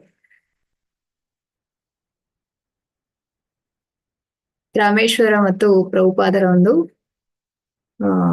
ವಾದ ನಡೀತಾ ಇತ್ತು. ಹೇಗೆ ರಾಮೇಶ್ವರ ಅವರ ಒಂದು ಎಲ್ಲಾ ಪ್ರಶ್ನೆಗಳಿಗೆ ಪ್ರಭುಪಾದರು ಉತ್ತರಿಸ್ತಾರೆ ಅಂತ ಹೇಳಿ ನಾವು ಹಿಂದಿನ ತರಗತಿಯಲ್ಲಿ ನೋಡಿದ್ವಿ. ಈಗ ಇಲ್ಲಿ ಪ್ರಭುಪಾದರು ಅಲಹಾಬಾದಲ್ಲಿ ಬೆಳಿಗ್ಗೆ 9 ಗಂಟೆಗೆ ಬರ್ತಾರೆ ಅಲ್ಲಿಗೆ ಅಲಹಾಬಾದಿಗೆ. ಶ್ರೀಲ ಪ್ರಭುಪಾದರ 6 ಜನ ಸನ್ಯಾಸಿ ಶಿಷ್ಯರು ಮತ್ತು ಸುಮಾರು 50 ಜನರ ಕೀರ್ತನಕಾರ ಶಿಷ್ಯ ಸಮೂಹ ಅವರ ಸ್ವಾಗತಕ್ಕಾಗಿ ಕಾದಿದ್ರು. ಪ್ರಭುಪಾದರ ಕಾರನ್ನು ದೆಹಲಿಯಿಂದ ತರಲಾಗಿತ್ತು. ನಿಲ್ದಾಣದಿಂದ ಮೇಳದ ಸ್ಥಳದವರೆಗಿನ ಅಲ್ಪ ಪ್ರಯಾಣ ಕಾರಿನಲ್ಲಿ ಸಾಗಿತ್ತು. ಸಾವಿರಾರು ಯಾತ್ರಿಕರು, ಕಾಲುನಡಿಗೆಯವರು, ರಿಕ್ಷಾದವರು ರಸ್ತೆಯಲ್ಲೆಲ್ಲ ತುಂಬಿಕೊಂಡು ಕಾರಿನ ವೇಗ ಮಂದಗತಿಯದಾಗಿತ್ತು. ರಸ್ತೆ ಮುಗಿಯಿತು. ಅಂದ್ರೆ ಅವರು ರೈಲಿನಲ್ಲಿ ಪ್ರಯಾಣ ಮಾಡಿದ್ರು. ಸೊ ರೈಲು ನಿಲ್ದಾಣದಿಂದ ಕಾರಿನಲ್ಲಿ ಪ್ರಯಾಣ ಮಾಡ್ತಾ ಇದ್ರು. ಸಾವಿರಾರು ಯಾತ್ರಿಕರು ನಡೆದುಕೊಂಡು ಹೋಗ್ತಾ ಇದ್ರು, ರಿಕ್ಷಾದಲ್ಲಿ ಹೋಗ್ತಾ ಇದ್ರು. ಹೀಗೆ ರಸ್ತೆಯಲ್ಲೆಲ್ಲ ತುಂಬಿಕೊಂಡು ಕಾರು ನಿಧಾನವಾಗಿ ಚಲಿಸುವಂತೆ ಆಯಿತು. ತ್ರಿವೇಣಿ ಸಂಗಮದ ಸುತ್ತ ಮರಳು ಗುಡ್ಡೆಗಳವರೆಗೆ ಜನಸಂದಣಿ ಮುಂದುವರಿದಿತ್ತು. ಸಾವಿರಾರು ಜನ ಆ ತ್ರಿವೇಣಿ ಸಂಗಮಕ್ಕೆ ಹೋಗ್ತಾರೆ. ಈ ಬಾರಿ ಕೂಡ ನಿಮ್ಗೆ ತಿಳಿದಿದೆ ಅಲ್ಲ, ಫೆಬ್ರವರಿ ಮಾರ್ಚ್ ತಿಂಗಳಲ್ಲಿ ಲಕ್ಷಾಂತರ ಜನರು ಭೇಟಿ ಕೊಟ್ಟಿದ್ರು. ಹೀಗೆ ಇಲ್ಲಿ ತ್ರಿವೇಣಿ ಸಂಗಮದ ಸುತ್ತ ಮರಳು ಗುಡ್ಡೆಗಳವರೆಗೆ ಜನಸಂದಣಿ ಮುಂದುವರಿದಿತ್ತು. ಇಲ್ಲಿ ಕೆಲವೇ ದಿನಗಳಲ್ಲಿ ಶಿಬಿರಗಳ ನಗರವೊಂದು ರೂಪುಗೊಂಡಿತು. 20 ಲಕ್ಷ ಜನ ಆಗಲೇ ಜಮಾಯಿಸಿದ್ರು. ದಿನವೂ ಲಕ್ಷಗಟ್ಟಲೆ ಜನ ಬರುತ್ತಲೇ ಇದ್ರು. ಭಾರತದ ಪ್ರತಿಯೊಂದು ಧರ್ಮ ಪಂಥವು ಕೊಂಬಿನ ಬೇಲಿಯ ಶಿಬಿರಗಳನ್ನು ಹೊಂದಿದ್ದವು. ಅಂದ್ರೆ ಅಲ್ಲಿ ಈ ಟೆಂಟ್ಗಳೆಲ್ಲ ಹಾಕೊಂಡಿದ್ರಂತೆ. ಈ ಕಳೆದ ಸಲ ಕೂಡ ಯಾರೆಲ್ಲ ಕುಂಭಮೇಳಕ್ಕೆ ಹೋಗಿದ್ದಾರೆ ಅವರು ಹೇಳ್ತಾ ಇದ್ರು, ತುಂಬಾ ಚೆನ್ನಾಗಿದೆ, ಟೆಂಟ್ಗಳೆಲ್ಲ ಹಾಕೊಂಡಿದ್ರು ಅಂತ. ಕಾರು ಮೆಲ್ಲಗೆ ಸಾಗುತ್ತಿದ್ದಂತೆ ಶಿಬಿರಗಳ ಸುತ್ತ ಓಡಾಡುತ್ತಾ ಹರಿನಾಮ ಕೀರ್ತನೆ ಮಾಡುತ್ತಿದ್ದ ತಮ್ಮ ಶಿಷ್ಯರ ಗುಂಪನ್ನು ಕಂಡು ಶ್ರೀಲ ಪ್ರಭುಪಾದರು ಮಂದಹಾಸವನ್ನು ಬೀರಿದರು. ಅಂದ್ರೆ ಶ್ರೀಲ ಪ್ರಭುಪಾದರು ಮತ್ತೆ ಅವರ ಶಿಷ್ಯರು 6 ಜನ ಬರ್ತಾ ಇರ್ಬೇಕಾದ್ರೆ ಆ ದಾರಿ ಉದ್ದಕ್ಕೂ ಕೀರ್ತನೆಯನ್ನು ಮಾಡ್ತಾ ಇದ್ರು. ಈ ಒಂದು ಹರಿನಾಮ ಕೀರ್ತನೆಯನ್ನು ಮಾಡ್ತಾ ಇದ್ರು. ಅದನ್ನ ನೋಡಿ ಪ್ರಭುಪಾದರಿಗೆ ಸಂತೋಷ ಆಗುತ್ತೆ. ಆದರೆ ತ್ರಿವೇಣಿಯ ದೂರದ ಮೂಲೆಯಲ್ಲಿದ್ದ ಇಸ್ಕಾನ್ ಶಿಬಿರಕ್ಕೆ ಬರಲು ಅವರು ಇಕ್ಕಟ್ಟಾದ ಶಿಬಿರಗಳ ಮುಖ್ಯ ಪ್ರದೇಶವನ್ನು ದಾಟಬೇಕಾಯಿತು. ಶ್ರೀಲ ಪ್ರಭುಪಾದರು ಬರುವುದಕ್ಕೆ ಸುಮಾರು ಅರ್ಧ ಗಂಟೆ ಮುಂಚೆ ನಿರ್ಮಿಸಲಾಗಿದ್ದ ಹೆಚ್ಚಿನ ಇಸ್ಕಾನ್ ಶಿಬಿರಗಳು ರೈಲು ಸೇತುವೆಯ ಬಳಿ ಗಂಗಾ ದ್ವೀಪದಲ್ಲಿ ಇದ್ದವು. ಅಲ್ಲಿಂದ ತ್ರಿವೇಣಿ ಸಂಗಮ ಸ್ನಾನದ ಸ್ಥಳಕ್ಕೆ 20 ನಿಮಿಷದ ಕಾಲುನಡಿಗೆ 20 ನಿಮಿಷದ ನಡಿಗೆ. ಉತ್ಸವದ ವ್ಯವಸ್ಥಾಪಕರು ಬಯಲು ಶೌಚಾಲಯಗಳು, ನಲ್ಲಿಗಳು, ಬಟ್ಟೆಯಿಂದ ಬಾಗಿತವಾಗಿದ್ದ ಅಡುಗೆ ಮನೆ, ನೆಲದಲ್ಲಿ ಒಂದು ಗುಳಿ ಮತ್ತು ಕೆಲವು ಇಟ್ಟಿಗೆಗಳು ಇಷ್ಟನ್ನು ಒದಗಿಸಿದ್ದರು. ಅಂದ್ರೆ ಅಲ್ಲಿ ಲಕ್ಷಾಂತರ ಜನಗಳು ಭೇಟಿ ಕೊಟ್ಟಿದ್ರು. ಸೊ ಅಲ್ಲಿ ಎಲ್ಲರಿಗೂ ಒಂದು ವ್ಯವಸ್ಥೆ ಆಗ್ಬೇಕಲ್ಲ. ಸೊ ಇಲ್ಲಿ ಇಸ್ಕಾನ್ ಶಿಬಿರಗಳು ಕೂಡ ಇದ್ವು. ಸ್ವಲ್ಪ ಅಲ್ಲಂದ್ರೆ ಇಸ್ಕಾನ್ ಶಿಬಿರಕ್ಕೆ ಭೇಟಿ ಕೊಡ್ಬೇಕಂದ್ರೆ ಅವರು ಸ್ವಲ್ಪ ನಡೆದುಕೊಂಡು ಹೋಗ್ಬೇಕಾಯ್ತು. ಅಲ್ಲಿ ಯಾರು ಉತ್ಸವದ ವ್ಯವಸ್ಥಾಪಕರಿದ್ರು ಅವರು ಬೇಕಾದ ಸೌಲಭ್ಯಗಳನ್ನು ಅಲ್ಲಿ ಕೊಟ್ಟಿದ್ರು. ಅದು ಶ್ರೀಲ ಪ್ರಭುಪಾದರು ನಿರೀಕ್ಷಿಸಿದ್ದಂತೆ ಎಂದಿನ ಸಹಜ ಸರಳ ಕುಂಭಮೇಳವಾಗಿತ್ತು. ಆದರೆ ಶಿಬಿರವನ್ನು ತುಂಬಾ ದೂರದಲ್ಲಿ ಆಯ್ಕೆ ಮಾಡಿದ್ದ ಬಗೆಗೆ ಅವರಿಗೆ ಅಸಮಾಧಾನವಾಗಿತ್ತು. ವಿದ್ಯುತ್ತಿನ ಸಾಲುಗಳು ಆ ಪ್ರದೇಶಕ್ಕೆ ಲಭ್ಯವಾಗಲಿಲ್ಲವೆಂದು ತಿಳಿದು ಬಂದಾಗ ಅವರ ಅಸಂತೋಷ ಇನ್ನೂ ಹೆಚ್ಚಿತು. ದೀಪಗಳೇ ಇಲ್ಲದಿದ್ದರೆ ಜನ ಸಂಜೆಯ ಕಾರ್ಯಕ್ರಮಗಳಿಗೆ ಹೇಗೆ ಬಂದಾರು? ಇಸ್ಕಾನ್ ಶಿಬಿರದ ವ್ಯವಸ್ಥಾಪಕರಾಗಿದ್ದ ಭಾಗವತ ಮತ್ತು ಗುರುದಾಸರನ್ನು ಕರೆಸಿದರು. ಅಂದ್ರೆ ಆ ಒಂದು ಇಸ್ಕಾನ್ ಶಿಬಿರ ಬಹಳ ದೂರದಲ್ಲಿತ್ತು. ಮತ್ತೆ ಅಲ್ಲಿ ಒಂದು ವಿದ್ಯುತ್ತಿನ ಒಂದು ಸೌಲಭ್ಯಗಳು ಕೂಡ ಇರಲಿಲ್ಲ. ಹಾಗಾಗಿ ಏನಾಯ್ತು, ಪ್ರಭುಪಾದರಿಗೆ ಸ್ವಲ್ಪ ಅಸಮಾಧಾನ ಆಯ್ತು. ಹಾಗೆ ಯಾರು ಆ ಇಸ್ಕಾನ್ ಶಿಬಿರದ ವ್ಯವಸ್ಥಾಪಕರಾಗಿದ್ರು ಭಾಗವತರು ಮತ್ತು ಗುರುದಾಸರನ್ನು ಕರೆಸಿದ್ರು. ಸೊ ಈ ಜಾಗ ಪಡೆದವರು ಯಾರು ಎಂದು ಪ್ರಭುಪಾದರು ಕೂಗಿ ಹೇಳಿದ್ರು. ಭಾಗವತರು ಹೇಳಿದರು, ನಾನಿಲ್ಲಿ ಬಂದಾಗ ಇದು ಖಾಲಿ ಜಾಗವಾಗಿತ್ತು. ಅವರು ಹೇಳಿದರು, ನಿಮ್ಮನ್ನು ಈ ದ್ವೀಪದಲ್ಲಿ ಇರಿಸುತ್ತೇವೆ. ಇಲ್ಲಿ ರಾಜ್ಯಪಾಲರಿದ್ದಾರೆ, ಕಲಪತ್ರಿ ಮಹಾರಾಜರಿದ್ದಾರೆ, ಮಹರ್ಷಿ ಮಹೇಶ ಯೋಗಿಗಳಿದ್ದಾರೆ. ಎಲ್ಲ ಮಹತ್ವದ ವ್ಯಕ್ತಿಗಳೊಂದಿಗೆ ನಿಮ್ಮನ್ನು ಇರಿಸೋಣ ಎಂದು ಯೋಚಿಸಿದೆ. ಶ್ರೀಲ ಪ್ರಭುಪಾದರು ನಕ್ಕರು, ನಿಮಗೆ ಅನುಭವ ಸಾಲದು, ಆದ್ದರಿಂದ ನಿಮಗೆ ಮೋಸ ಮಾಡಿದರೆ ಹೋಗಲಿ ಬಿಡಿ, ನಿಮಗೆ ಗೊತ್ತಿಲ್ಲ. ಅಂದ್ರೆ ಭಕ್ತರಿಗೆ ಈಗ ಆ ಒಂದು ಸಂಜೆಯ ಕಾರ್ಯಕ್ರಮದಲ್ಲಿ ಆ ಪ್ರವಚನವನ್ನು ಕೇಳುವುದಕ್ಕೆಲ್ಲ ಒಳ್ಳೆಯ ವ್ಯವಸ್ಥೆಯನ್ನು ಮಾಡಿರ್ಬೇಕು ಅಂತ ಹೇಳಿ ಇಲ್ಲಿ ಪ್ರಭುಪಾದರು ಹೇಳುವಂಥದ್ದು. ಯಾಕೆಂದ್ರೆ ಅವರಿಗೆ ಪ್ರವಚನವನ್ನು ಕೇಳುವುದಕ್ಕೆ ಒಂದು ಬೆಳಕಿನ ವಿದ್ಯುತ್ತಿನ ಒಂದು ಅವಶ್ಯಕತೆ ಇತ್ತು ಎಲ್ಲವೂ ಕೂಡ. ಮುಂದೆ ಭಾಗವತ ಮತ್ತು ಗುರುದಾಸರು ಸಾರ್ವಜನಿಕರಿಗೆ ಪ್ರಸಾದ ಹಂಚಲು ಸಾಕಷ್ಟು ಆಹಾರ ಸಾಮಗ್ರಿಯನ್ನು ತರಿಸಿಲ್ಲವೆಂದು ತಿಳಿದು ಬಂದಾಗ ಶ್ರೀಲ ಪ್ರಭುಪಾದರಿಗೆ ತುಂಬಾ ಸಿಟ್ಟು ಬಂದಿತ್ತು. ಅಂದ್ರೆ ಅಲ್ಲಿ ಯಾವುದು ಕೂಡ ವ್ಯವಸ್ಥಿತವಾಗಿರ್ಲಿಲ್ಲ, ಆಹಾರದ ಒಂದು ವ್ಯವಸ್ಥೆ ಕೂಡ ಇರ್ಲಿಲ್ಲ. ಸೊ ಭಾಗವತರನ್ನು ಮತ್ತೆ ಶ್ರೀಲ ಪ್ರಭುಪಾದರು ಕರೆಸ್ಬಿಟ್ಟು ಹೇಳ್ತಾರೆ, ಈ ರಾತ್ರಿ ಪ್ರಸಾದ ವಿನಿಯೋಗದ ಏರ್ಪಾಡಾಗಿಲ್ಲ ಏಕೆ ಎಂದು ಕೇಳಿದ್ರು. ಪ್ರಭುಪಾದರೆ ತತ್ವದಲ್ಲಿದ್ದ ಅವರ ಆಹಾರವನ್ನು ಖರೀದಿಸಿಲ್ಲ, ನನಗೆ ಗೊತ್ತಿಲ್ಲ. ಸೊ ಏಕೆ ಖರೀದಿಸಿಲ್ಲ? ಪ್ರಭುಪಾದರಿಗೆ ಸಿಟ್ಟು ಬಂದಿತ್ತು. ಏನಾಗಿದೆ ನಿಮಗೆ? ನೀವು ಅಮೆರಿಕನ್ನರು ಭಾರಿ ಖರ್ಚು ಮಾಡುವುದರಲ್ಲಿ ಪ್ರವೀಣರು, ಸುಮ್ಮನೆ ಹಣ ಹಾಳು ಮಾಡುತ್ತೀರಿ. ನಿಮ್ಮಲ್ಲಿ ಆಹಾರದ ದಾಸ್ತಾನಿಲ್ಲ, ಅಕ್ಕಿ ಬೇಳೆ ಗೋಧಿಗಳನ್ನು ಏಕೆ ಕೊಳ್ಳಲಿಲ್ಲ? ಅಂದ್ರೆ ಈಗ ಭಕ್ತರಿಗೆ ಯಥೇಚ್ಛವಾಗಿ ಆಹಾರ ಒಂದು ಪ್ರಸಾದದ ಒಂದು ಸೌಲಭ್ಯ ಇರಬೇಕು ಅಂತ ಪ್ರಭುಪಾದರ ಇಚ್ಛೆ. ಈ ಹಿಂದಿನ ಒಂದು ಸಂಪುಟಗಳಲ್ಲಿ ಕೂಡ ನೋಡಿದ್ರಿ ಹೇಗೆ ಪ್ರಭುಪಾದರು ಅವರೇ ಸ್ವತಃ ಆ ಒಂದು ಇಳಿ ವಯಸ್ಸಿನಲ್ಲಿ ಭಕ್ತರಿಗೆಲ್ಲ ಪ್ರಸಾದವನ್ನು ಅಡುಗೆಯನ್ನು ತಯಾರಿಸುವಂಥದ್ದು, ಹಂಚುವಂಥದ್ದು ಅದನ್ನೆಲ್ಲ ಮಾಡ್ತಾ ಇದ್ರು. ಯಥೇಚ್ಛವಾಗಿ ಪ್ರಸಾದವನ್ನು ಕೊಟ್ಟಾಗ ಏನಾಗುತ್ತೆ, ಕೃಷ್ಣ ಪ್ರಜ್ಞೆಯಲ್ಲಿ ಮುಂದುವರಿತಾರೆ ಅಂತೇಳಿ ಹೀಗೆ. ಹಾಗೆ ಇಲ್ಲಿ ಈ ಭಾಗವತರಿಗೆ ಹೇಳ್ತಾರೆ, ನೀವು ಮೂರ್ಖರು, ನಿಮಗೆ ಬೇಕಾದಾಗ ಪ್ರತಿ ಸಲವೂ ಅಂಗಡಿಗೆ ಹೋಗಿಕೊಳ್ಳುತ್ತೀರಿ, ಒಂದೇ ಸಲ ಬೇಕಾದಷ್ಟನ್ನು ತಂದು ಬಳಸುವುದು ಹೇಗೆಂಬುದು ನಿಮಗೆ ಗೊತ್ತಿಲ್ಲ. ಹಾಗೆಲ್ಲ ಯೋಚಿಸಲಾರಿರಿ. ಎತ್ತರದಲ್ಲಿ ರೈಲು ಸಾಗುವ ಜಾಗವನ್ನೇಕೆ ಆರಿಸಿಕೊಂಡಿದ್ದೀರಿ? ಈ ತಪ್ಪನ್ನೇಕೆ ಮಾಡಿದ್ದೀರಿ? ರೈಲಿನ ಶಬ್ದ ಹೆಚ್ಚಾಗುತ್ತಿದೆ, ಚಪ್ಪರದ ಕೆಲಸದಲ್ಲಿ ಸೋತಿದ್ದೀರಿ, ಪ್ರಸಾದವನ್ನು ಹಂಚುತ್ತಿಲ್ಲ. ಹೀಗೆ 20 ನಿಮಿಷ ಜಾಡಿಸಿದ ಮೇಲೆ ಭಾಗವತರನ್ನು ಕಳಿಸಿಕೊಟ್ಟರು. ಅಂದ್ರೆ ಎಲ್ಲವೂ ಕೂಡ ಒಂದು ಶಿಸ್ತುಬದ್ಧವಾಗಿ ವ್ಯವಸ್ಥಿತವಾಗಿ ಇರ್ಬೇಕು, ವ್ಯವಸ್ಥೆಯಿಂದ ಕೂಡಿರ್ಬೇಕು ಅಂತ ಹೇಳಿ. ಅದರಲ್ಲಿ ಯಾರು ಅದರ ಒಂದು ಲೀಡರ್ಶಿಪ್ ತಗೊಂಡಿದ್ದಾರೆ, ಅವರು ಅದನ್ನ ಸರಿಯಾಗಿ ನಿರ್ವಹಿಸಿಲ್ಲ. ಅದಕ್ಕೆ ಪ್ರಭುಪಾದರವರಿಗೆ ತಿಳಿ ಹೇಳ್ತಾ ಇದ್ದಾರೆ. ಸ್ವಲ್ಪ ಕಾಲದ ನಂತರ ಭಾಗವತರನ್ನು ಮತ್ತೆ ಕರೆಸಿದರು. ಭಾಗವತರು ಇನ್ನೂ ಸನ್ಯಾಸಿ ಆಗಿರದಿದ್ದರೂ ಅವರನ್ನು ಭಾಗವತ ಮಹಾರಾಜರೇ ಎಂದು ಕರೆದು, ನೀವು ದೀಪದ ವ್ಯವಸ್ಥೆ ಮಾಡಿದರೂ ಸಾಕಿತ್ತು, ಅದನ್ನು ಮಾಡಬಲ್ಲಿರಾ ಎಂದು ಕೇಳಿದರು. ಅದನ್ನು ಮಾಡುವುದಾಗಿ ಭಾಗವತರು ಆಶ್ವಾಸನೆ ನೀಡಿದರು. ಆ ರಾತ್ರಿಯೊಳಗೆ ಇಸ್ಕಾನ್ ಶಿಬಿರಗಳಲ್ಲಿ ದೀಪದ ವ್ಯವಸ್ಥೆ ಆಯಿತು. ಆದರೆ ಇತರ ಎಲ್ಲಾ ಶಿಬಿರಗಳಿಗಾಗುತ್ತಿದ್ದಂತೆ ಇಲ್ಲೂ ಕರೆಂಟು ಕೈಗೊಡುತ್ತಿತ್ತು. ಮೊದಲ ರಾತ್ರಿ ಇಸ್ಕಾನ್ ಚಪ್ಪರಕ್ಕೆ ಕೆಲವರು ಮಾತ್ರ ಬಂದರು. ಹವೆ ತುಂಬಾ ಕೊರೆತದ ಒದ್ದೆಯ ಗಾಳಿಯ ಹವೆಯಾಗಿತ್ತು. ತಂಪು ಹಾಸಿಗೆಯಲ್ಲಿ ಮಲಗುವ ಬದಲಿಗೆ ಶ್ರೀಲ ಪ್ರಭುಪಾದರು ಇಡೀ ರಾತ್ರಿ ಡೆಸ್ಕಿನ ಮುಂದೆ ಕುಳಿತಿರುವ ನಿಶ್ಚಯ ಮಾಡಿದರು. ಅಂದ್ರೆ ಅದು ಟೆಂಟ್ ತರ ಇರುತ್ತಲ್ಲ, ಏನ್ ಹೇಳ್ತಾರೆ ಅದಕ್ಕೆ ಕನ್ನಡದಲ್ಲಿ, ಚಪ್ಪರ ಅಂತ ಇಲ್ಲಿ ಹೇಳ್ತಾರೆ. ಓಕೆ, ಅಲ್ಲಿ ಈ ಒಂದು ರಾತ್ರಿಯ ವೇಳೆ ಹೇಗೆ ಇತ್ತು, ಹವೆ ತುಂಬಾ